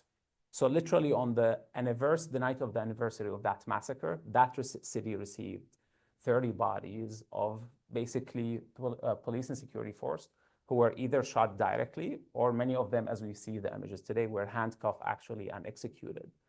So that set the scene to really open all of those sectarian ones. So when we see the footage actually from Thursday, we've seen public mobilization across all communities for two reasons. One, the slain families who felt that this is a massacre actually against them, despite that, yes, this is a police and security force, but imagine those communities receiving their young ones, like collectively, like in all of those bodies. So we've seen massive, basically, public mobilization, especially in Idlib and Aleppo, where those security forces were coming from. But also, I think across the country, the way people saw what was happening is an attempt. Many people, actually, many Syrians described what happened on Thursday as a coup attempt. And they were calling basically the 2016 coup attempt in Turkey. So many were seeing this as an attempt to reverse the clock on what was done in December 8th. So the mobilization actually happened all the way across to Dar'a. So we've seen footage from Dar'a on Thursday night on people calling on mobilization. getting in cars and on trucks basically to go fight the Assad insurgency. So why is that important context to understand? Because what happened in the coast is just complete chaos. The government, yes, sent its own forces, but the estimate of the local mobilization that happened across the country is around 80,000 people basically were locally mobilized and just like went to the coast. So that sets the scene to a complete chaos. And that is exactly what we've seen. It's important to set the numbers also, as Charles mentioned. We've seen like killing of civilians on both ends. So we've seen actually, so SNHR, the Syrian Network for Human Rights, is updating their reports. So the number of civilians killed by the Assad insurgency is a little bit over 220. And the number of civilians killed by the volunteers, armed groups who actually went there, were not actually authorized to go there, is around also 440. So the collective number of civilians, which is very unfortunate, is around 700. But this is not ethnic cleansing. This is a sectarian tension result of all of those the accumulation of all of those crimes.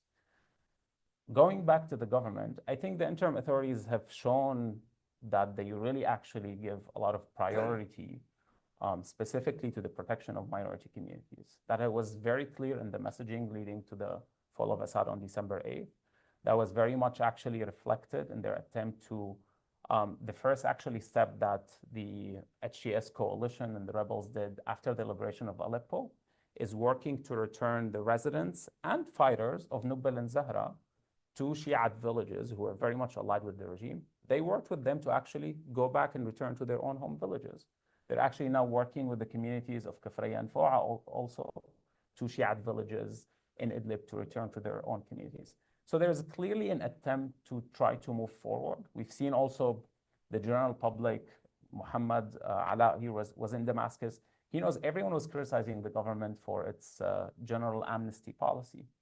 And Shara came forward and said, we need to all move forward. You're asking me for justice. The justice I'm giving you, and I'm quoting him, the justice I'm giving you is I'm giving you back the country. So I think there is, again, we need to trust and verify, like don't take everything for granted. But clearly the government, I think, is going in a direction that is addressing or caring for all of Syria's community. There are questions about inclusivity, about democracy. I think just this morning, the declaration, the constitutional declaration came out, so this is quite fresh. It had some positive signals, for example, mentioning equal rights for men and women when it comes to work, when it comes to political participation, which I think very important elements, especially socially in Syria. It does discuss basically elections, the authorities of the president. So I think we are going in a positive direction. However, the timeline that the government is setting, 3 to 5 years, is long. So we definitely need to trust and verify. But more importantly, I think we need to set the stage for success before we, judge. If right now, we're only setting up the stage for failure, to be honest, in Syria.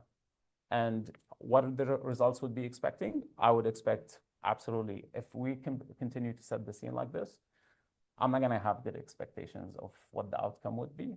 But again, we will decide basically right now where Syria would be moving, more than Syrians themselves. Thank you.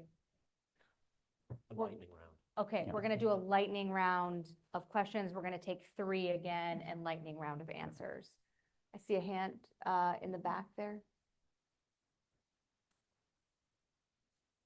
Hi, thank you so much for all your insights. My name is Basil Jamali. I work with Robert F. Kennedy Human Rights, but I'm mostly here just as a Syrian. 2 really quick questions. One is a technical question about the sanctions. Kleba, you mentioned like the snapback mechanism. If I were an outside sort of, Gulf government, European government, or Syrian businessman in the United States, why would a snapback mechanism give me the confidence to invest? Feels like that would also be sort of a disincentive since I know it could be taken away any moment. And then secondly, my second question is more in general about transitional justice and accountability. And how can we in the international community or other places like the States, how can we help to contribute to the independence of judges and hopefully some transitional accountability in the future? Thank you. There's one.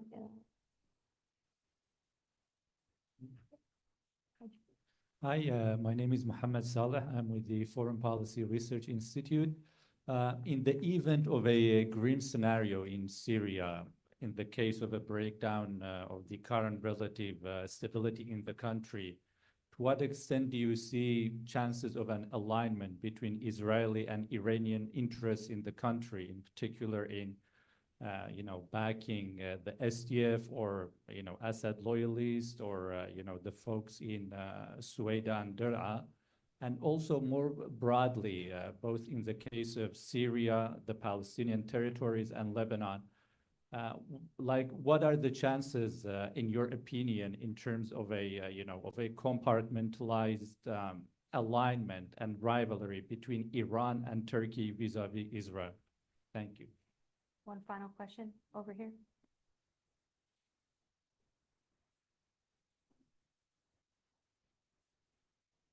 Patsy Davis, I'm a concerned American citizen. What's happening with the Christians now in Syria? Okay.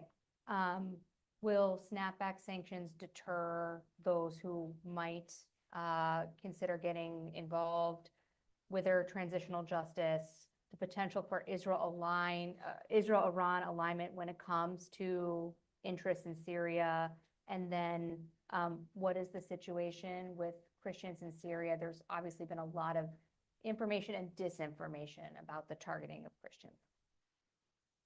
I mean, just on the snapback very quickly, usually you have snapback mechanism as part of collective bargaining, which is definitely what we need in terms of how we deal with Syria today. One of the problems we're dealing with is that even in the region, I think each country is dealing with Syria from its own national security perspective, and we are doing the same.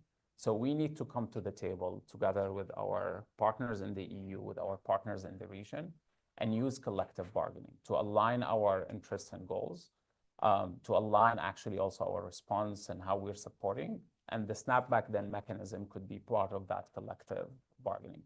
So it wouldn't fall back immediately just because something happens. It would be part of a discussion basically among allies to decide how to move forward. And again, a similar approach.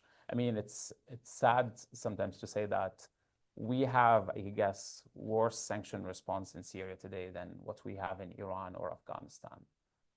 So again, kind of like just refiguring out how we frame our response in Syria, and use of collective bargaining would be the best way to move forward. Very quickly on the Iranian and Israeli alignment of interest. I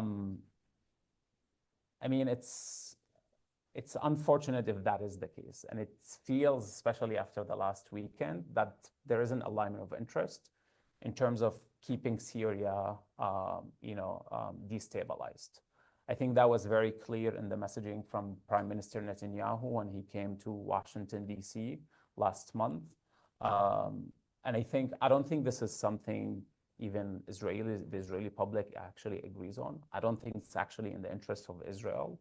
But I worry, and I think this is the main thing, is that there is so much focus on like this biblical view, as Prime Minister Netanyahu described, that Syria and Turkey will create an army that will invade Israel in 20 years. But in a sense, it is turning into like a self-fulfilling prophecy. In a sense, what's happening, Israel is creating an enemy out of nothing, basically, in Syria by, moving forward with this very aggressive, not towards the authorities in Damascus, but very aggressive towards the Syrian people. And I'll end here with the first statement that Prime Minister Netanyahu made right after the fall of Assad. He went to the Golan Heights and he said, we're willing to work with Kurds, with Alawites, with Druze, with Christians, and with Muslims if they're willing to live in peace with Israel. And in a sense, setting up the stage where you are antagonizing the majority of your neighboring country is definitely not the way you want to deal with kind of like a new era in Syria. And whatever is coming after is really just emphasizing the same message, just creating an enemy out of nothing in Syria. I will address the transitional justice question. So that's very important. Independence of the judiciary is key. the text of the constitutional declaration is encouraging, stressing the separation of power. So that's the first positive step. And for the international community, I think that's important to include this in the criteria and things to look at how it develops in the transition.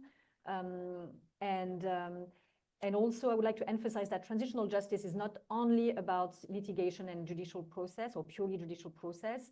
And it's important to include a component of some kind of truth-telling component, no matter the shape and the details of it, because the judiciary cannot by itself address all the cases and all the crimes that have been committed during given the scope and the duration. And on the Christians, so there has been a lot of disinformation. It has been wrongly reported that the massacre last weekend were against Alawites and Christians. So Christians have not been targeted the way Alawites have been. There have been also supports expressed by some Christian leaders to the authorities and trying to protect some people in these massacres happening. So I don't see a danger there. I see more of a danger from some political decision makers in the outside of Syria trying to highlight this as an issue, which is divisive inside Syria, and that's more of a danger this way. And maybe just very quickly to highlight that, I think in all of our workshops that Charles and Mary did in Syria, especially with minority communities in the coast, in the south and central Syria, one major element that was highlighted by those communities is a message they wanted basically us to deliver to Western policymakers is stop singling us out. Like stop pointing to us out as if we are different from other Syrians. And I think if there is one message we really need to repeat, especially to policymakers right now who are just looking at, Christians are being massacred. The message we are hearing from Christian leaders is like, no, don't just talk, don't talk about us, talk about Syrians all. Like we are one community, we belong to this community. Yeah, and I would just say to end, I'll double down on everything Tabor said on the strange alignment of really only Israel and Iran seem to want an unstable Syria, even though Israel and Iran appear to be, diametrically opposed and hostile states. So double down on all of that. And yeah, on the Christian, I just would raise the added issue of just disinformation. I mean, we're now in a place where the wealthiest and I would say most powerful man in America right now, Elon Musk, not Donald Trump, literally created and disseminated the very first idea that Christians were being genocided on the coast of Syria. And everything that has since followed, we now have the chairman of the Senate Foreign Relations Committee issuing a public statement saying that some genocide was being committed against Alawites and Christians in Syria. I put out a tweet yesterday after having looked at all of the granular statistics and investigations of all of those killed on the coast, about 0.4% were Christians. And as according to the churches there, they were in the wrong place at the wrong time. 35 to 40% of those killed were Sunnis. No one said a word about 30 to 40% of Sunnis, that's 300-400 people, as if it just sort of doesn't matter. The main issue here is there was a mass killing. That's the issue. Syrians can deal with the intricacies of the relationship with Alawites, the existence of a pro-Assad armed insurgency, but from an international perspective, our position should be just to condemn mass killing and violence and to prioritize stability. And I'm gobsmacked when we have such important people, and Secretary Rubio basically echoed exactly the same sentiments. Our Secretary of State is basically sowing disinformation about Syria, about a really, really sensitive and determinative incident that could determine whether or not the US government chooses to completely engage or not engage at all. And as I heard some concerns last week, chooses to potentially join up with the Israelis for a policy not just of isolation, but pushing towards regime change in Syria. All of that is being driven basically by fake news. And so social media has become this poisonous place, but I still try to fight for the truth there. But it is now feeding not just news headlines, but policymaking. And I really find that a terrifying reality. This has been a masterclass on Syria, the stakes, the risks, where policy is now, where it should be going, and how we should think about it. So let me ask all of you to join me in congratulating them on. Thank you.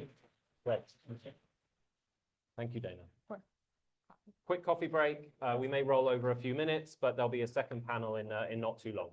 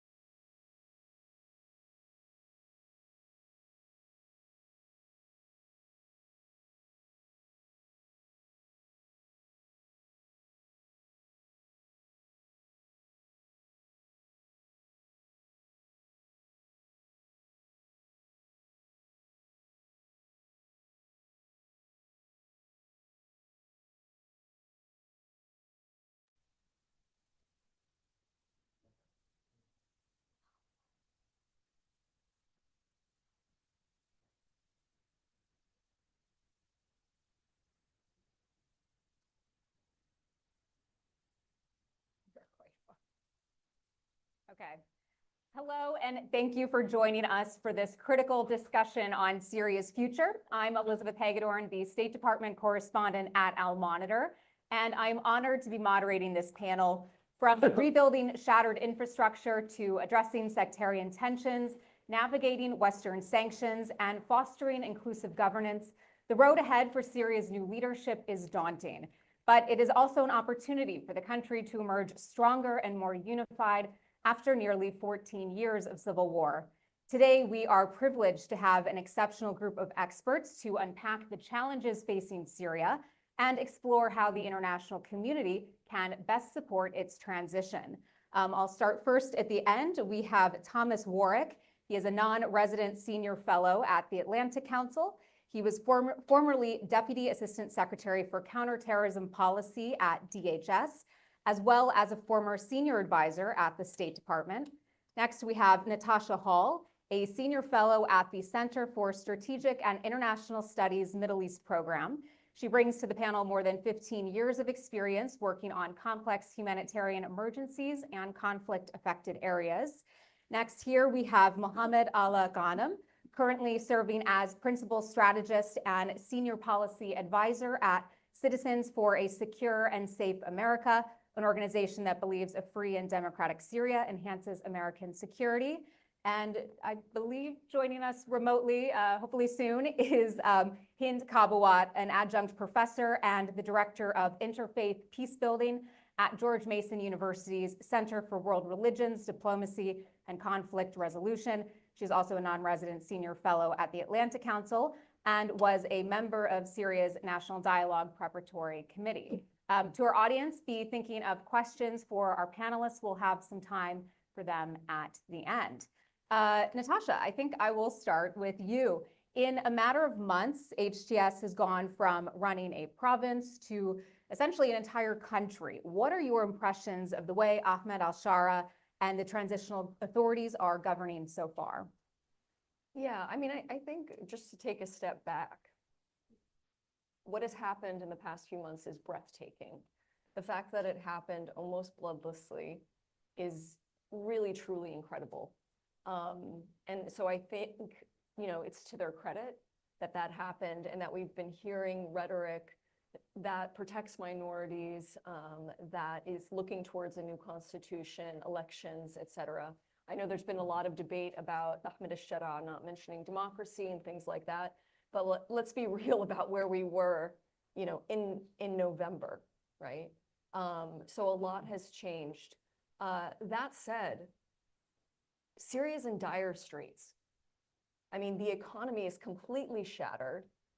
They've just gone through 14 years of civil war where the government itself was stoking sectarianism. You now have outside forces also stoking sectarianism and trying to destabilize the country. You have suffocating sanctions on the country, as Qutaiba mentioned in the first panel, and a terrorism designation on the actual government, right? So, I mean, this is, I think a lot of the unrest that we've seen and the horrible killings that we've seen in recent days are very predictable, right? But we thought that was going to happen a long time ago. The fact that it took this long, I think, says something. The fact that it took, I think, external forces to try to divide and conquer Syrians, I think says something about the will of the Syrians, the Syrian people, to really come together and try to make a better future for themselves. And you saw that in the South with the Druze communities having these protests saying that, you know, we're one Syria. You saw this with the recent deal between Mazloum Abdi and Ahmed al-Shara, the SDF and the central government. So, I mean, those are kind of my initial impressions that, you know, and I've said this many times, the things that make me optimistic are Syrians. The things that make me pessimistic is all of the external forces that may tarnish, destroy this, you know, potentially bright future. And really, I mean, for the United States and others, a strategic opportunity to have a more stable Middle East. Thanks, Natasha. Mohammed, you've spent time in Syria since Assad's fall. You've met with Shara. How do you assess public trust in the transitional government right now? And over the course of your trips to Syria, have you seen that trust erode at all as this sort of honeymoon period comes to a close? Thank you so much. I'd also like to thank the organizer. Is this on? Okay, I would also like to thank the organizers for this very kind opportunity. I actually just got back from Damascus, and since the liberation on December 8th last year, I've spent well over a month and a half on multiple trips in Damascus proper, and met with key figures, including Shara and the Prime Minister and the Health Minister, other members of the cabinet, but also everyday citizens, civil society counterparts, and so forth. I would say I'm from Damascus. I was born and raised in Damascus. I used to serve as an assistant professor at the University of Damascus. I know the city quite well. Nonetheless, I had not been back in Damascus for almost 14, 15 years. I had been back in Halab, in Aleppo. I had been back in the north, in non-regime controlled territories, but not in Damascus, because I was wanted by different police agencies.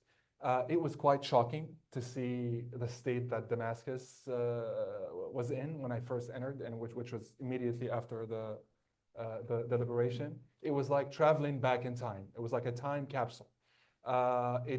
It breaks my heart to say that it looked to me like one big cemetery with dead men and women walking around, not being cognizant that they're dead. Syrians are impoverished. I can't really stress that enough. My first visit, I didn't stay in a hotel. I stayed in my family's home. I was there for about a month. So I got to experience the things, or daily life, the way Syrians go through it. No electricity an hour in the morning, an hour in the evening, so I was cold. There is the room where you have something in Syria we call sobia, that's like the stove. And so it's warm, but if you want to go to the kitchen, you want to go to the bathroom, it's like going to Siberia. So I got sick towards the end of my stay in Damascus.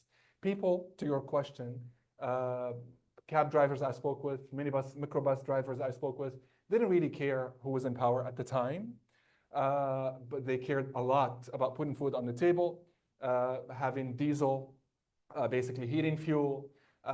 That's what was uppermost on their minds, and they placed less emphasis about who was in power. However, on my most recent visit to Damascus, I went there, I was invited as a delegate to the National Dialogue Conference, a conference that basically brought together Syrians from across the nation to discuss Syria's future. I observed more support for the government. So for example, when I'm going to use Syrian terminology, so I paint an authentically Syrian picture for you. So I'm going to use the same terms used in Syria at the moment. When there was an armed insurrection in Syria, on Syria's in the Syria's coastal region, a lot of people mobilized and went there from across the nation. But in Damascus, where I was, a lot of demonstrations overnight, so nightly demonstrations. So I saw that clearly there was more support for the government. Nonetheless, I've also spoken with a lot of people who are still very skeptical, or maybe to use another descriptor, anxious about the future. They had a ton of questions because I was traveling from Washington, D.C. They had a ton of questions for me about sanctions. When is the U.S. going to lift sanctions? Okay, those sanctions are they were in place because of the Assad regime. The Assad regime is gone. Why hasn't the U.S. lifted sanctions yet? Basic events, maybe I'll just take a few seconds to say the state of state institutions, abysmal, beyond abysmal. Bashar al-Assad really left a pile of rubble. So for example, sadly, my father passed away 2 weeks ago when I was in Damascus. So I was very fortunate to be able to be with him and spend some time with him before he passed away. But after he passed, we needed to record his death. And we needed to sort things out, my siblings and I. We couldn't because the nufus, or Syria's civil registry, is not at the moment, can't register deaths, marriages, divorces. My attorney told me that a client of his is going mad because she can't register her divorce and move on with her life. Why? I met actually with the director of the nufus, the civil registry, and they shared with us that they need 3,800 computers. A lot of the computers they had, they're destroyed, the system is down, so they need this sort of support. And they said, can you guys send us laptops? We can, but there are export controls. So we can't send the computers from the United States. That's why we need a commercial license. That's why we need the Department of Commerce to lift these export restrictions. The point that I'm trying to make here is that economic situation, I think there is how fragile the moment is in Syria is grossly underestimated in Washington, D.C.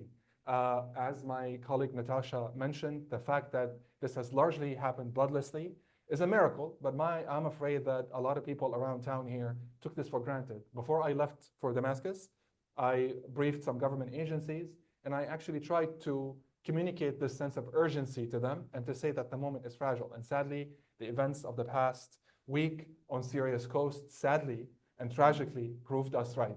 That's why I think this transition needs to be supported. It's in everyone's interest to support this transition.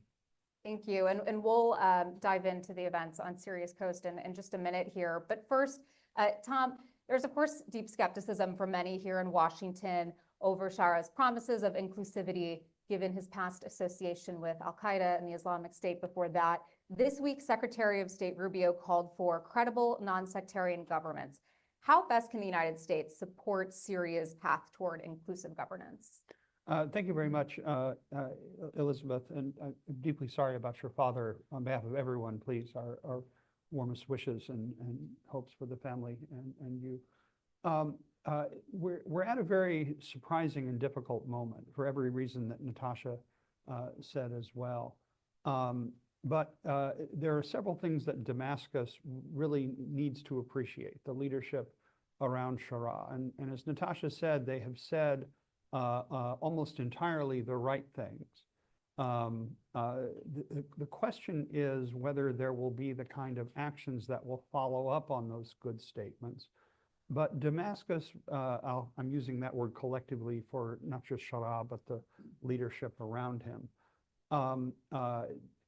I can understand why the Syrian people think, well, okay, sanctions should be lifted, but they need to understand that the people now making the decisions in Washington are deeply skeptical of Shara, of Hayat Tahrir al-Sham, and believe that they are truer to their terrorist roots than to the words they're saying now as the leaders of the new Syria.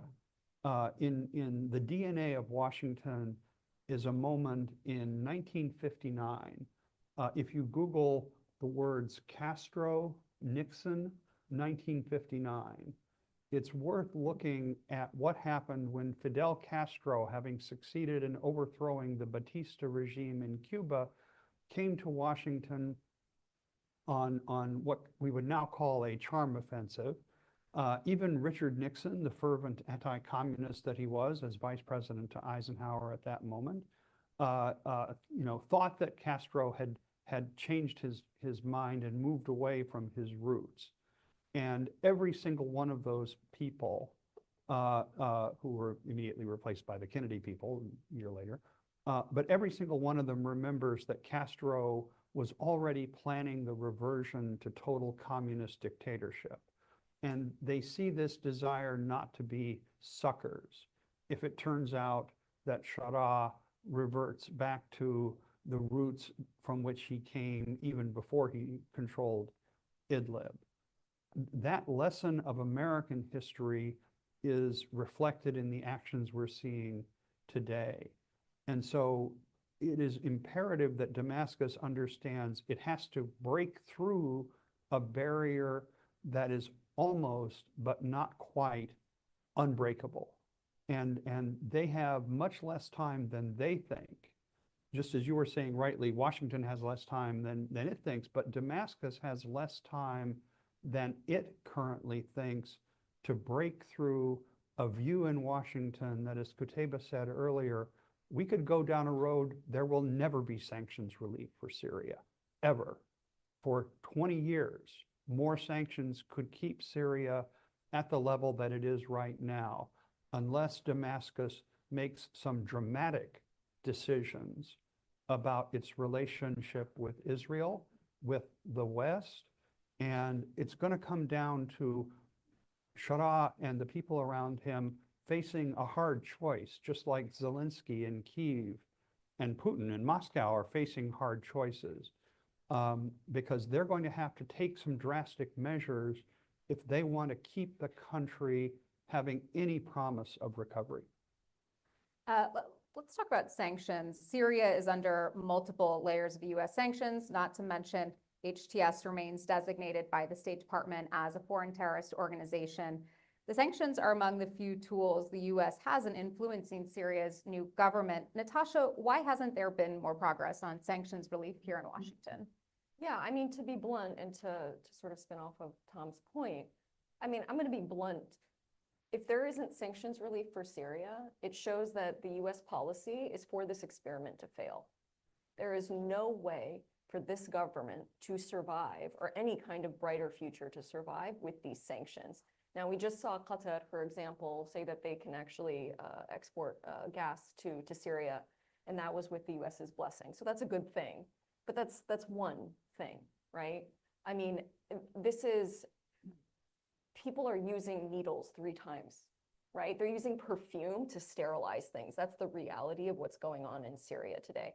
And so I would like the United States to have a little bit of humility in how much it actually takes to stand up a unified, disciplined army. We couldn't do it with our trillions of dollars in Iraq and Afghanistan. We couldn't stop them from committing war crimes. We couldn't even stop our own soldiers sometimes from committing war crimes. So, I mean, I think that for this government to be able to do that, to unify all of these forces, including the factions, by the way, that were involved in some of the massacres, which we've been complaining about forever. Sultan Shah, like these are factions that we've known about for a long time. It's going to be, you know, relatively impossible, I think. And I'll say one more thing about that for US policymakers, because I understand the cautions, but this is not the way to use sanctions as a tool. And I've said this throughout the Syrian war, because essentially what we did is we just dumped sanctions on Syria and walked away. And that was our policy. What's going to happen now, if that continues to happen, is that Ahmed al-Shara is going to have to reach out to Russia, as he already has. He's going to have to reach out to other sanctioned actors, and we're going to have a very nefarious actor again in the Middle East, not because they wanted it, but because they have to do it to survive. I mean, this is the case with sanctioned entities all across the world now. There is a vast network to undermine them.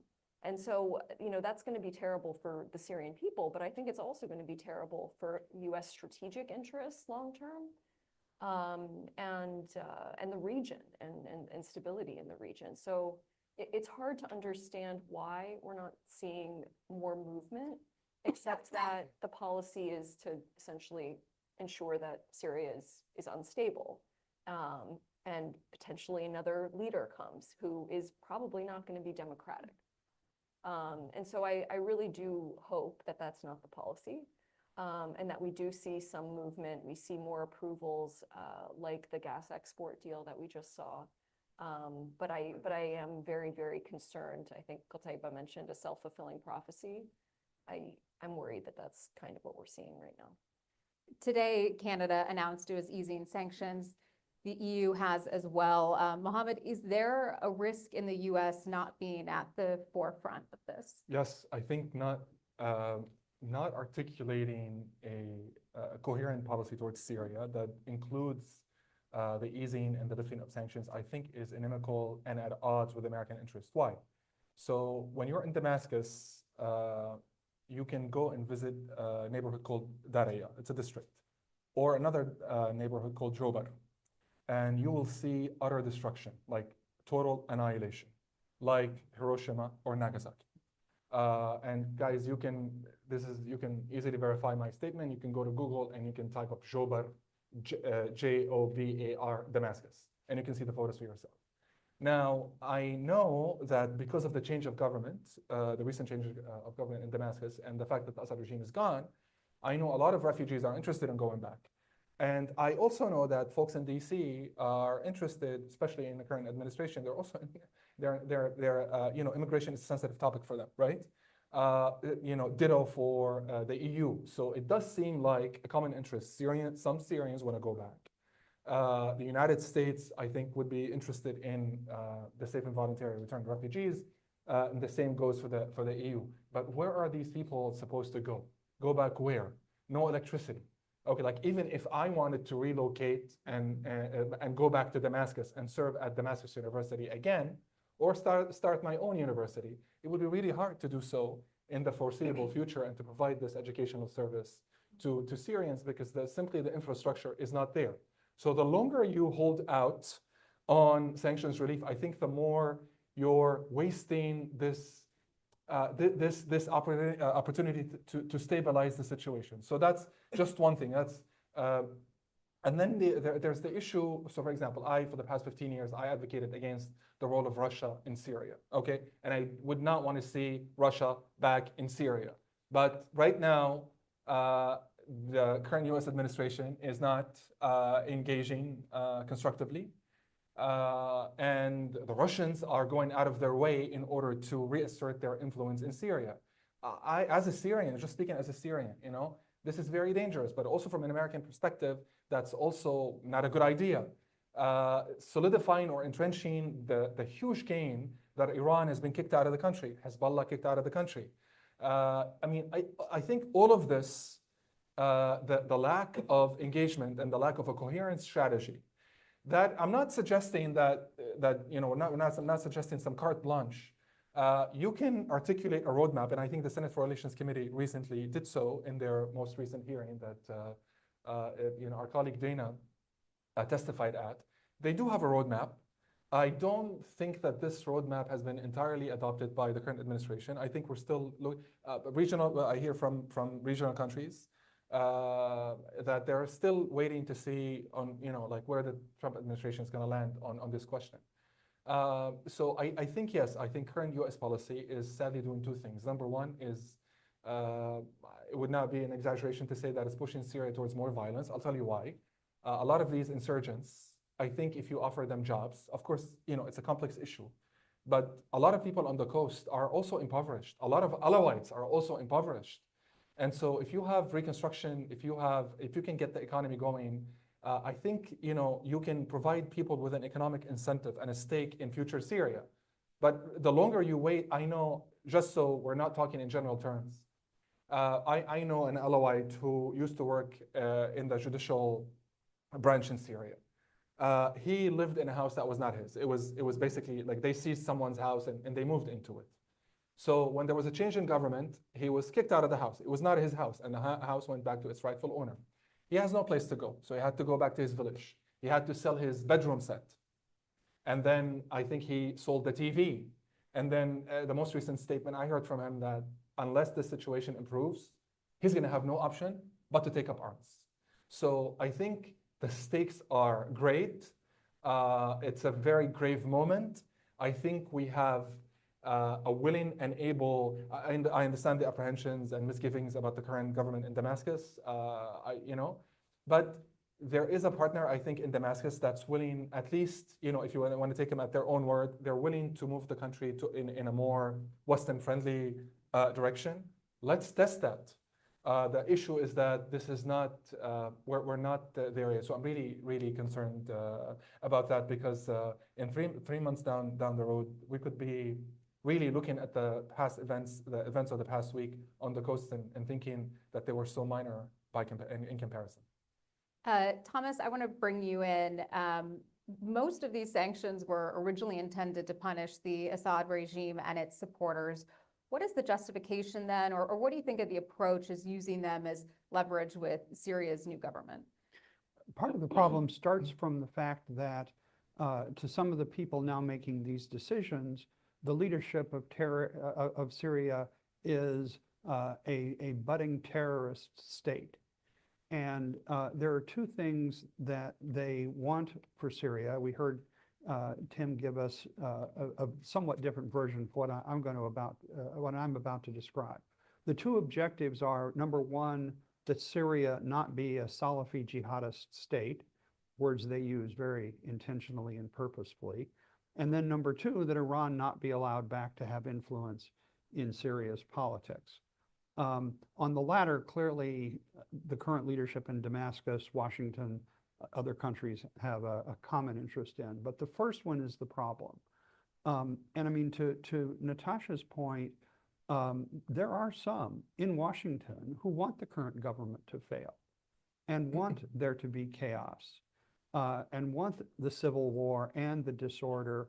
But what many of us, like myself and a number of people in this room who have experience in counterterrorism in this part of the world, really do understand that a failed state is what makes terrorism much more likely. And the worst thing of all is for Syria to become a terrorist safe haven once again, which it was until December 8th. And yet the challenge is it's not up to Washington, as Washington sees it, to prove what its bona fides and interests are.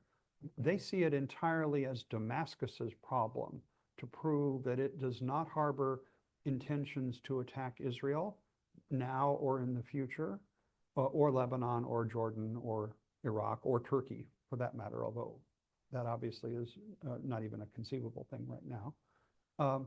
But the question is how Damascus chooses to convince Washington and even Israel that it wants peace with them. Damascus has to appreciate the depth of the skepticism against them because of 20 years of running HTS and the Nusra Front and Al-Qaeda and other terrorist groups. And that's who the people now in charge in the Trump White House, that's what they see when they see Damascus. There is one thing that will break through that. And I know the answer, when this is translated into Arabic, is going to shock people and they'll say this is impossible, but I am telling you this is the only thing that will break through. Damascus needs to have a direct channel to Washington, just like Washington needs to have a direct channel to Sharia. They should be talking to each other in some channel. And the thing Damascus has to start a process on is the one thing that will break through with Donald Trump, which is that Syria is going to have to start talks to join the Abraham Accords. There is quite literally nothing else that will get us on the road to sanctions relief, because everything else they do, including the Constitution, including statements by Sharia, including negotiating side deals, including reconciliation with the Syrian Kurds, all of that gets dismissed compared to what Israel did when it came here and said, we are concerned that Erdogan and Damascus will eventually attack us. And I know people may dismiss that, but the fear is genuine and has to be understood as such. And the only thing that Sharia and the people around him can do is realize you have to start a serious discussion. It has to be directly with the Trump administration.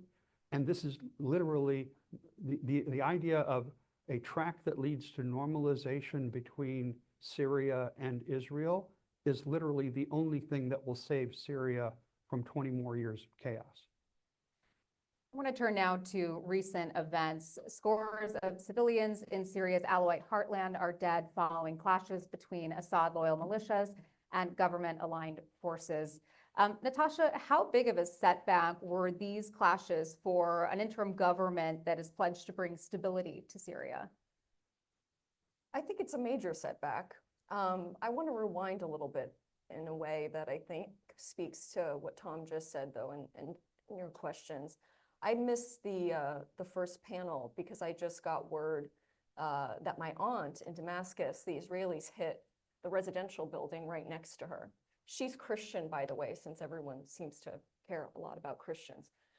She's still in shock right now. You know, this government just went through, what, 500 different attacks from Israel right after the fall of Assad, the occupation of territory, and destruction of critical civilian infrastructure.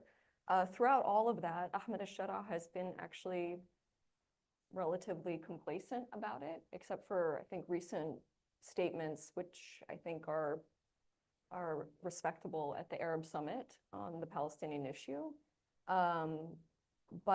And has also said that he has no intention of fighting Israel.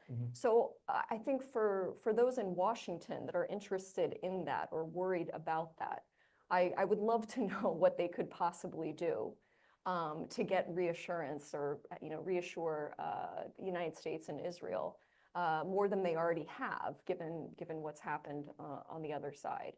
To the point of this uprising essentially on the coast. I mean, I think that again, it was somewhat predictable. I'm glad it didn't involve chemical weapons. And this is going to be a real problem because even if you give salaries to I think for many Alawis, a salary would probably be enough. But there are going to be those that have been accustomed to a certain lifestyle in a mafia state that may continue to try to stir unrest, right? And I think that this is the other reason why the United States needs to remain engaged, because at least there's some reporting that Iran was helping with this uprising. Remains to be seen, but certainly they will in the future, right? And so I think that the U.S. needs to be engaged right now. I mean, I think it's great to allow gas in from Qatar. But the way to sort of stop a Salafist jihadist government is engagement, is not separation. So I completely agree with Tom that there needs to be a direct communication with Damascus on some of these issues, on security sector reform. I mean, this is a major, major issue and it requires money. And hopefully they'll get the money from, countries that are not trying to stir up division or put their own guy in Damascus, right? So I think that's going to be really, really challenging. And I'll just say one other thing about the uprising and the massacres that we've seen in the past few days. The amount of disinformation that is out there, this was alluded to on the panel, but I mean, I think, especially elected officials, cabinet members, please be careful what information you are absorbing. I mean, the amount of disinformation on X was unlike anything I've ever seen. And I used to work with the white helmets, so there was a lot of disinformation, right? But it was quite crazy, and I think it's sad too, to really play off of people's fears, real fears, and to stir up something that I think would potentially be much, much worse for minorities, including Alawis. I don't see this path going anywhere good for anyone. But I do think that, again, this all sort of leads back to a lack of engagement with the country, positive engagement, not negative engagement. Because, I think it's, to put it, a little bit more bluntly, it's hard to tell somebody when you have a boot on their neck to get up, right? It's much easier to lend them a hand. So I think that's kind of what we need to be doing. Mohammed, how do these clashes underscore the challenges faced by the new government in unifying the country? And does this violence, how might it affect the ability of that government to gain legitimacy and international support, including from the US? Thank you. So I'm going to address this question, but I just want to quickly also add to the point about Israel. So we actually brought this issue up with Shara himself. And then we also brought up the issue of Israel with people very close to him at the presidential palace a second time on 2 different occasions. And on both occasions, the man and the people who work with him made it abundantly clear they have no intention of seeking conflict with Israel, posing a threat to Israeli security. And the impression that I'm under is that they're even open to some sort of dialogue. Now, I don't know if that's going to be dialogue about Abrahamic Accords or other things, but I didn't get the sense of a bellicose mindset, or I didn't see belligerence I didn't hear belligerence in their comments. They're actually, to me, they struck me as, wanting to talk, which is very encouraging. On the other hand, when I first went to Damascus last year after its liberation, the first thing that welcomed me was Israeli bombing, and it was very, very intense bombing, and they were bombing near Mount Qasyon. So the people I was speaking with were all scared. I was scared, and they were scared, and this continued on a regular basis. And like Natasha said, the most recent iteration was this morning or today, Mashroua Dammar, which is also a suburb of Damascus, now considered Damascus proper. And really unhelpful statements from Israeli officials, almost also on a daily basis, as if the statements are so provocative. Like, for example, every time Ahmed Shara is going to wake up, he's going to see our planes flying over his head. Every time Ahmed Shara is going to wake up, he's going to see us looking, it's like as if these statements are designed to provoke a confrontation. And so I think that's not helpful because, again, I think the objective should be stabilizing the country. Stabilizing Syria is in everyone's interest, is in the best interest of Syrians, but also best interest of the region and best interest of the United States. And I know a lot of people have skepticism towards an America first strategy, but I think applying this lens to Syria would not be a necessarily bad thing. I think if we think about Syria from a purely American perspective, what are our interests, American interests, America first interests, and then design a policy based on that, I don't think it would be such a terrible thing. Now, to your question, I think the events of the past week demonstrate and should demonstrate to everyone that the largely bloodless transition that unfolded in Syria after 15 years of unrelenting massacres should not be taken for granted. This was literally what I told some government agencies before I left for Damascus most recently. And sadly, again, these tragic events proved us, sadly, tragically, right. So I would say those, yes, my impression, my sense is that some people around town here, I think there's a debate in Washington, D.C., but I think some people around town would like to see, because of their misgivings and apprehensions about the current leadership, as my colleagues said, would like for this whole experiment to explode. And I think this would be terrible news for everyone, especially that, like, what is the alternative? Okay, you want this to blow up. What is the alternative? And some of them I have seen on X, I'm not going to name names, are trafficking in misinformation. Even Assistant Secretary today, he made, I really loved his remarks, but I had to do a double take when he said, quote, massacres against Christians and Alawites. Because, the first part is sadly, I mean, it's not his, I don't think that's what he was trying to do, but this is an example of how this is seeping into official American statements, and it's very dangerous.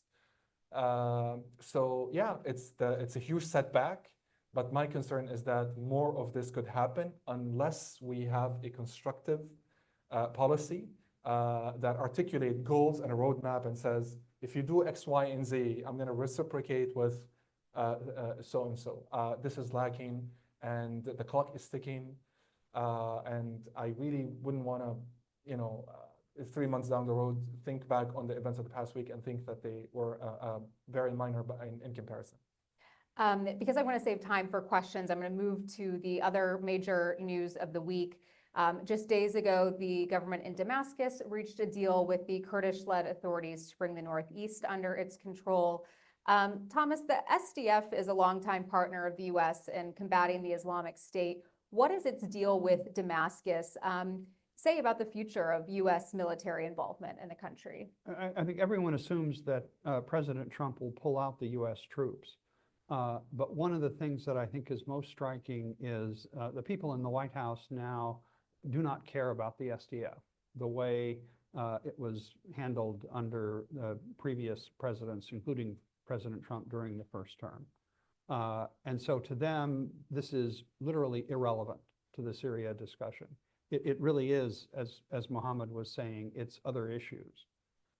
And so I'm pleased to see this historic move, and I think it's got enormous promise for the region, for Syria, and even for, I hope, eventually American interests, and better relations between the United States and Turkey, which is a subsidiary benefit of yesterday or this week's agreement. But it is all about the Damascus-Washington relationship, and exactly as Mohammed is saying, there needs to be direct dialogue right now because there is a complete trust deficit between the Trump White House and the leadership in Damascus. It will take time to build up some degree of trust, and it will take exchanging very direct messages. I need you to do this, I want you to do that, in order for us not to go down the path that all of us here have said is not going to be in the United States' or Syria's interest. And Natasha, how do you see the implications of the agreement? Yeah, I mean, just to put it in context, the PKK, or Öcalan, the leader of the PKK, also requested that that PKK forces lay down their arms against Turkey prior to this SDF Damascus agreement. So, I mean, for a long time, I've been advocating. I mean, I know that the US government was trying to engage in negotiations between Turkey and the SDF, and Turkey and the PKK, saying that this would really take an enormous bit of instability, right, out of the equation in a very strategic area for Syria and for the surrounding countries. So I think it's great. I think the reason it happened now was because, frankly, of what was going on the coast. Ahmed al-Shara and the SDF had been talking for some time, and they couldn't come to any kind of agreement because the SDF refused to be completely integrated into the Syrian army and state institutions and things like that. It seems like they have not agreed to that, but Ahmed al-Shara has agreed to their terms. So it was almost the exact same agreement that the central government did not agree to a few weeks ago that they have agreed to now. So, I mean, there's still a lot of details out there that need to be worked out. And hopefully those details don't lead to the deal falling apart or further fragmentation. But I think that it's a really, really positive step forward, especially for Syrians that have, wanted to be Syrian for a long time in a unified country. It's obviously also very important for revenues, for food security for the country. This is where the majority of oil revenues are, and the breadbasket, essentially, of the country as well. But again, I think a lot remains to be seen on how the details are worked out. But, the fact that the SDF said that they would come to the aid of the government in terms of putting down an uprising like the one that we saw, I think that that's a really positive step forward. Before we go to questions from the audience, I have one more on the National Dialogue Conference that was held last month in Damascus. Hundreds of Syrians participated in what was billed as an opportunity to help chart their country's political future, but the conference was also criticized as hastily organized and not inclusive of the country's Kurds. So, Mohammed, you participated as a delegate. Was this conference a step forward, or did the criticism undermine the legitimacy of the political process? The conference was definitely hastily put together. It was a huge source of nuisance for me personally, because I had to pay a lot to purchase the airline ticket, and I had to go there quickly. We didn't have, we did barely any notice, right? So this was really annoying, and I made that very clear to the organizers. Nonetheless, I think it was also historic, and I'll tell you why. So the presidential palace in Syria is called the People's Palace, but the people were never allowed into that palace. Okay, so and just a couple of months ago, Bashar al-Assad was in that palace, and so to go from Bashar al-Assad is gone, and the people now are in the palace, okay, and they're discussing Syria's future. By the way, nothing was off limits. We did not get any special set of instructions saying you may discuss this, but not discuss that. I was part of the constitutional drafting work group, and we had complete freedom to discuss anything we wanted to discuss. On the other hand, not all of our recommendations were adopted. Some of our recommendations were adopted, some of our recommendations were not adopted. There is this tussle or tug, I don't want to call it a war, but there is this dynamic. It's an internal Syrian dynamic, and we as Syrian civil society, I can't stress enough how important it is to continue to not only maintain, but further build up Syrian civil society so we can push up against the state if the state decides at one point in the future to go tyrannical, right? But I think I see it as an internal, it's like it's our fight. Okay, I don't want sanctions on Syria to remain in place so they can help Syrian civil society extract more concessions from the government. This is not helpful because actually you would be weakening the Syrian population and the role of the Syrian population is absolutely crucial. So I think it was overall positive in the sense that we were in that presidential palace for the first time in our lives, discussing everything freely. Right, I did see diversity in the room. I did see men and women. I would have loved to see more women, but there were women. I did see Kurds. For example, I saw like Kurdish leaders I know personally, like Mr. Buro, for example, like the Kurdish National Council. I think there was controversy within Kurdish circles because I also saw some statements from Kurdish groups criticizing the conference, saying that they were not included. So I would say maybe not enough Kurds were included, but there were definitely Kurds there. I saw them, I know them, I've known them for a long time. Lots of people, sadly, who were invited weren't able to make it because like there was no notice and they were living around the globe.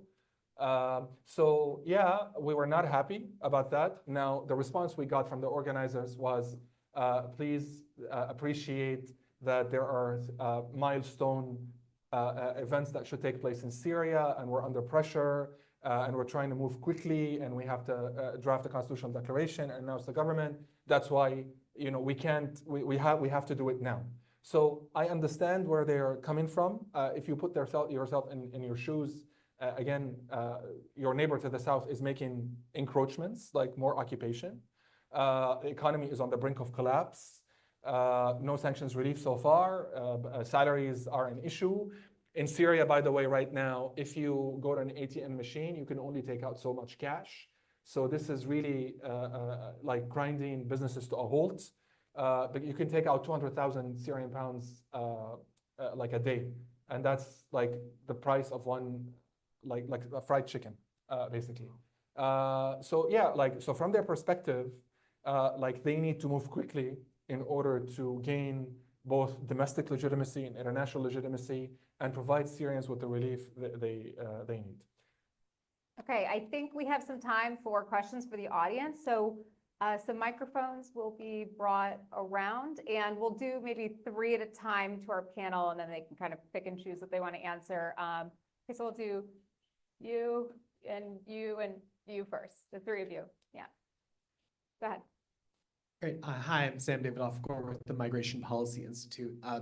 My question is, so there's so much expertise and knowledge and engagement that could come from the Syrians in diaspora. Obviously, we've heard about the challenges that sanctions play in terms of limiting investment opportunity, the desire for investment, et cetera. Outside of kind of the things that we've already talked about in terms of like sanctions and other various, the immense challenges on the ground, what can the international community and governments do to facilitate the engagement of the Syrians that they have in diaspora in their countries, both those who have long-term residence and citizenship, but also those who only have refugee status or are still trying to get their asylum claim processed?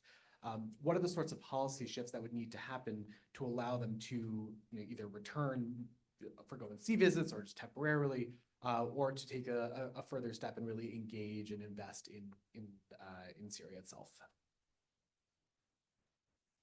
We'll go ahead and do 3 questions, yeah. My question is, in the first instance to Tom, but to others if they want to answer it. You talked about, Tom, normalization with Israel as a key move that could help improve the situation. Do you think there's any understanding in Washington that generally with these agreements that happened with the Abraham Accord, there were like conditions that sort of facilitated that, like not direct conflict between the states that were involved with Israel, and other types of sort of a set of conditions, a long-term effort beforehand to lay the groundwork for it. None of those countries had disputed territory that Israel occupied. Those types of things. You might be able to go back and look at the original Egypt Accords as a possible similar situation, but otherwise these situations are different. I'm just interested in if there's any appreciation for that, and is it real, or is it just a pretextual thing to say that there should be normalization through the Abraham Accord model? Okay, we have one more question in the back there. Thank you. My name is Jesse March, Refugees International. I'm just fresh back from 8-9 days in Syria between Damascus, Idlib, and back down, and looking at the humanitarian crisis on the ground. We focus on the refugee and the international situation, but I think something that's worth highlighting, there's a question to this, is 2.5 million people in Northwest Syria and around 500,000, give or take, in Northeast Syria were reliant on USAID assistance in the country. All of that was cut. And in many cases, those programs are not coming back, or if they are, they haven't received the cash. There's a huge crisis that's broiling, not with refugees, but with internally displaced Syrians, many of whom are planning to return. We spoke with multiple camps, multiple elders. Their timeline's like summer. So when schools get out, they're looking at going back to their towns and villages. So we're looking at a very large scale migration internally that could potentially occur, like in Homs, one of the local councils told us, 250,000 people they're expecting to move back within 3 months. What is the arc for US decision-making? Like, what is the timeline in which we have to see some movement, whether on sanctions or some of these other areas, to be able to meet the internal demand before we get pushed into a worse humanitarian crisis? Okay, so our questions are on the Syrian diaspora, normalization with Israel, and Syria's humanitarian crisis. I'll take the diaspora question. I'll keep it my response will be super brief. Decriminalize it, okay? Because right now, if you want to provide services, you may get caught up in a whole web of sanctions and restrictions. So decriminalize it. Lots of Syrians in the United States and around the world would like to go back and help and contribute, but right now it's like a murky process. Yeah, I'm trying to think which ones to do. Turkey had some kind of agreement or plan that people could visit without jeopardizing their asylum application or visa applications. I think that's a good way to do it. There's still obviously a lot of uncertainty. We've been talking about the uncertainty there.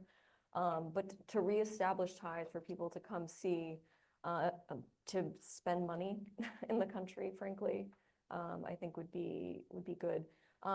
Really quickly on your point, Bill, but the only thing that I kind of fear with Abraham Accords is that this isn't an elected government, right? This isn't a legitimate government. Granted, Saudi Arabia and the UAE has normalized and others that are not elected governments.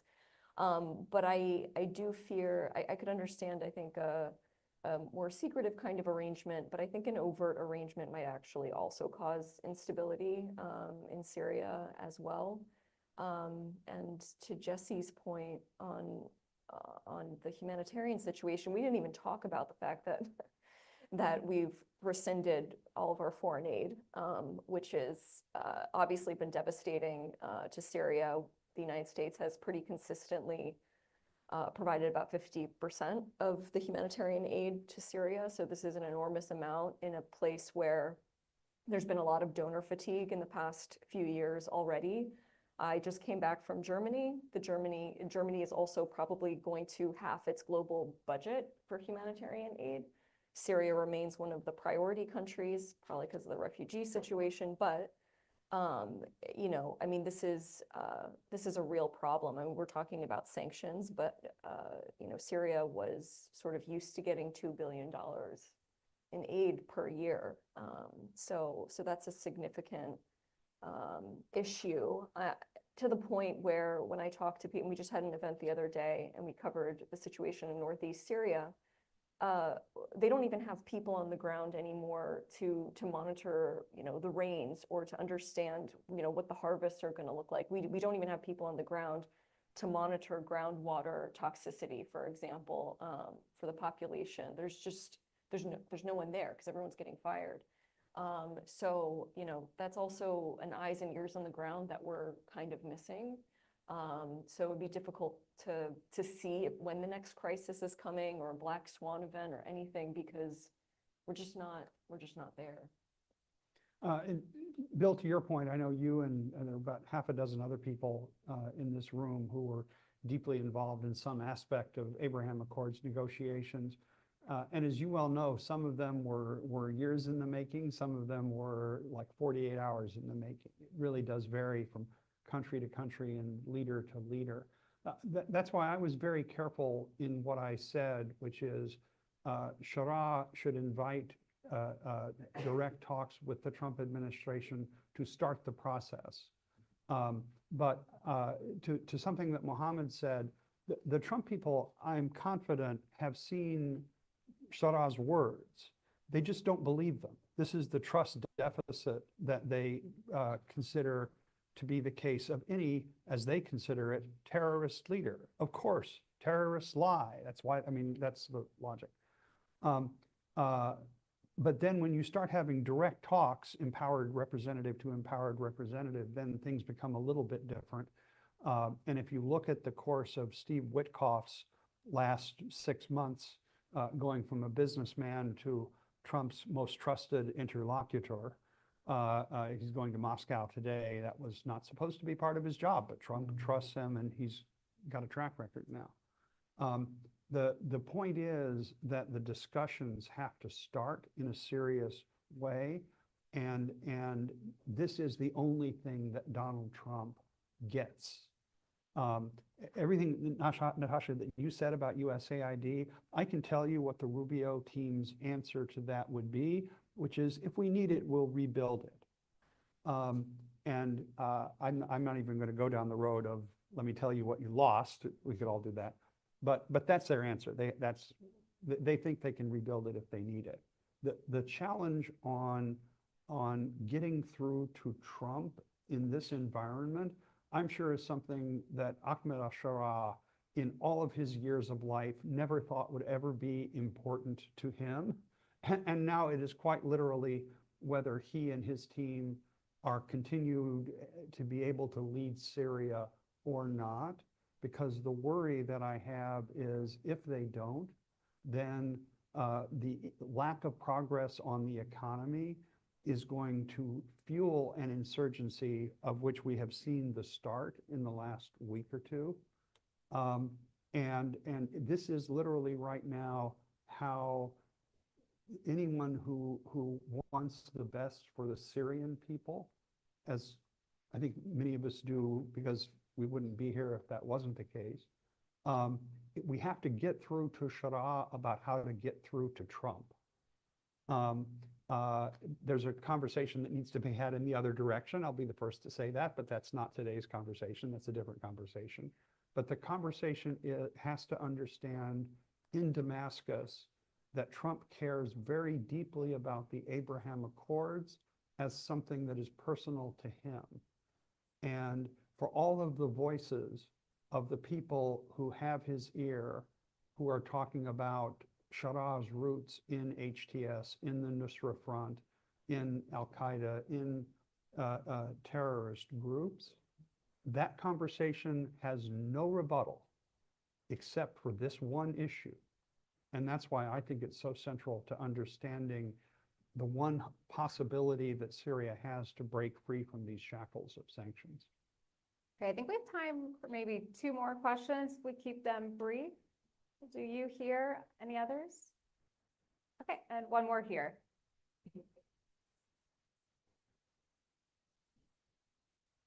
Hi, my name is Samuel Clark, and I have a question.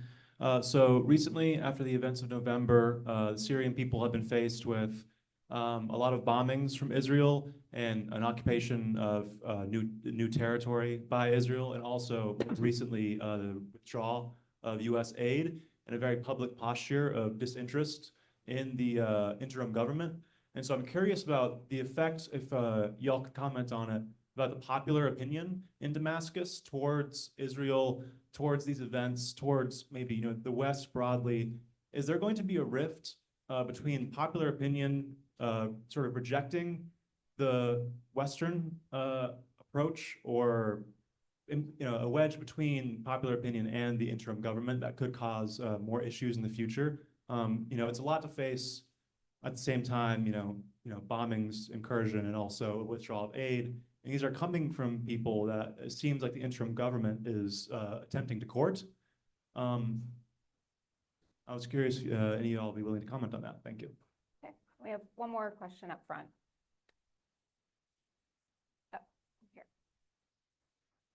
Chad Brand, Policy Director for Syria Christians USA. This was also brought up on the first panel, and about the clock is ticking. Can each of you give your best estimate of how much of a time frame is there before the whole thing could unravel? And then the next time we do an event like this, it's just like, well, it's getting worse and it's getting worse, and then we have to evaluate what our options are. Okay, to our panel, the timetable and popular support towards Israel and the West. So on the timetable, I was speaking with some legal experts when I was in Damascus.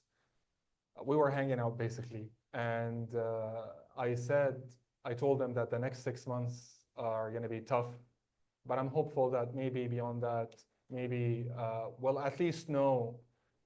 There should be, in 6 months from now, we will at least know, like where the Trump administration will land on the Syrian issue. And their, unified response was that, do you really believe that we have 6 months to spare? So the timeline is very short. On the question of the bombings and the incursions, I think, of course, there's a lot of fear, but they're also stoking a lot of resentment. Now, this is specifically, again, about like the neighbors to the south, about Israel. As far as the United States is concerned, I think I've also heard from a lot of everyday citizens that they're so, they would like to turn a new leaf. They would like a more Western-friendly orientation. A lot of young people are, excited about the creations and the inventions of the Silicon Valley. They would like to be a part of this experience, but if you're in Damascus now because of the sanctions, you can't access Microsoft. So no Zoom for you. You can't really communicate with the outside world. You can't be part of this economy. So as far as the United States is concerned, I think there is the constant refrain I heard, when are they going to lift sanctions? They said that they imposed those sanctions because of Assad. Now Assad is gone. When are they going to lift sanctions? So check back with me, 6 months from now about the public mood. But yeah, there is this eagerness to break away from Russia and like that different bloc and join the future. Yeah, so we'll see what happens. That really is going to really hinge on what U.S. policy we're going to have in the next year. When I was in Syria, I was struck by how many of the ordinary citizens I interviewed immediately brought up U.S. sanctions when I asked them about their current situation and even the interim government. Natasha, Thomas, anything you'd like to add? Yeah, I mean, I think Mohammed got to the point on, I guess, public sentiment on all of those issues. I mean, I think on a timeline, how can we possibly know? I mean, something could go wrong tomorrow, right? I mean, there's so many, this is such an unstable, fragile place that really anything could happen. I mean, I was interviewing Iraqi refugees in Turkey in like 2013. And it was one young Sunni man after another that was dragged into the Ministry of Interior and tortured for no reason. And I just kept thinking, something terrible is going to happen. I mean, it just can't go on like this. Could I have imagined that a group like ISIS would then take over 30% of Iraq and 40% of Syria in a matter of weeks? No, of course not. So, I mean, I think that there's a lot of bad unpredictability in the situation. So I think to just sort of grease the wheels of progress right now, as has been mentioned, is really necessary, because things will still go wrong. A lot will still go wrong, but at least we can sort of try to mitigate the consequences, have an understanding of what's going wrong in the country, because as I said, I don't think we necessarily know. But yeah, I mean, predicting timelines, I think, is challenging.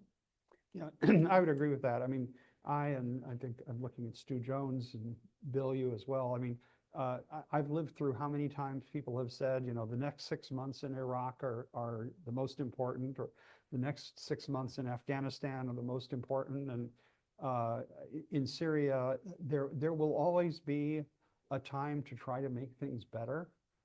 That's actually not going to go away. That having been said, there are a number of reasons why it's easier now than it is to do something, you know, 6 months or a year from now. I mean, think of the movies we've all seen of the meteor heading towards the Earth. You know, if you figure it out far enough in advance, you just push it a tiny bit and the world is saved. And if you wait until the last minute, you know, Clint Eastwood or somebody else has to get into a rocket and do something. The other thing about Syrian public opinion, one of the things that to me is enormously important, and most recently this has been funded by German think tanks, because the Americans don't do this kind of thing. I really hope that Europeans who are watching this appreciate the importance of setting up as quickly as possible a robust public opinion system inside Syria. This is one of the things that we did very consciously in Iraq. It was funded out of my office initially, and others picked it up. But especially when you don't have elections, a really good public opinion capability is enormously important. That exists even in Gaza right now, which tells you it can be done under conditions that are dire and worse than dire. But it's got to be done over time. It has to be funded in a very enlightened way. You have to have people who know what they're doing, both in terms of the technical aspects of opinion surveys and in the culture and politics of the region.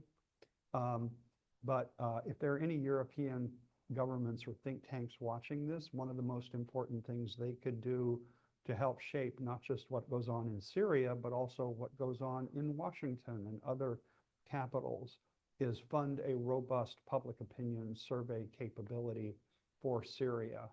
That is one of the most leveraging investments I hope somebody makes right now. And it is literally the only way we start to end the disinformation problem. And the things that have been done in Gaza under conditions that are beyond description has been enormously insightful for those who know how to interpret the results. The same thing is really important in Syria right now. I believe that is all the time we have for this panel. I want to thank the Middle East Institute for hosting this event. Stick around. Charles Lister is going to come up with some closing remarks. And thank you to this panel for a really informative and important discussion. Thank you so much. Thank you so much. This is great.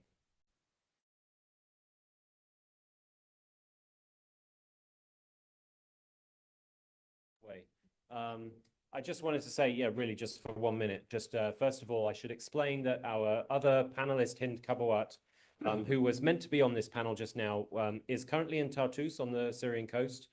She was a member of the preparatory committee that put together the the National Conference in Damascus, and she's right now helping out with engaging with the Alawite community and trying to diffuse tension. So she sends her apologies for being unable to dial in. Funnily enough, she said she had an issue dialing into Microsoft and Zoom, even though I had managed to do that in Damascus. So I don't know the technicalities, but she sends her apologies.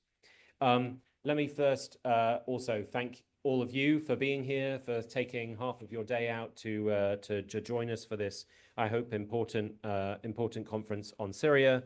Let me also really thank all my many MEI colleagues. Molly and Maheen, you've done an enormous amount of work at short notice to pull this all off together, as has Scott and many, many others.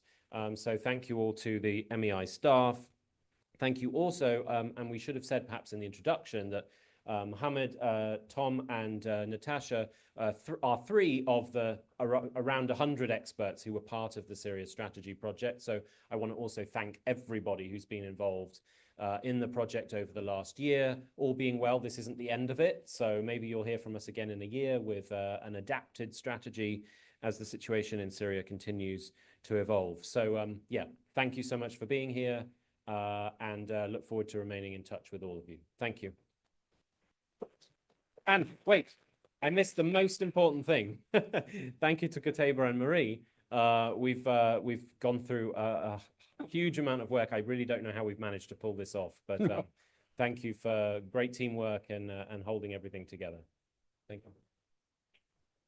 And finally to Karim, our interpreter, who's actually in Damascus right now, who's been giving simultaneous interpretation. So thank you, Karim.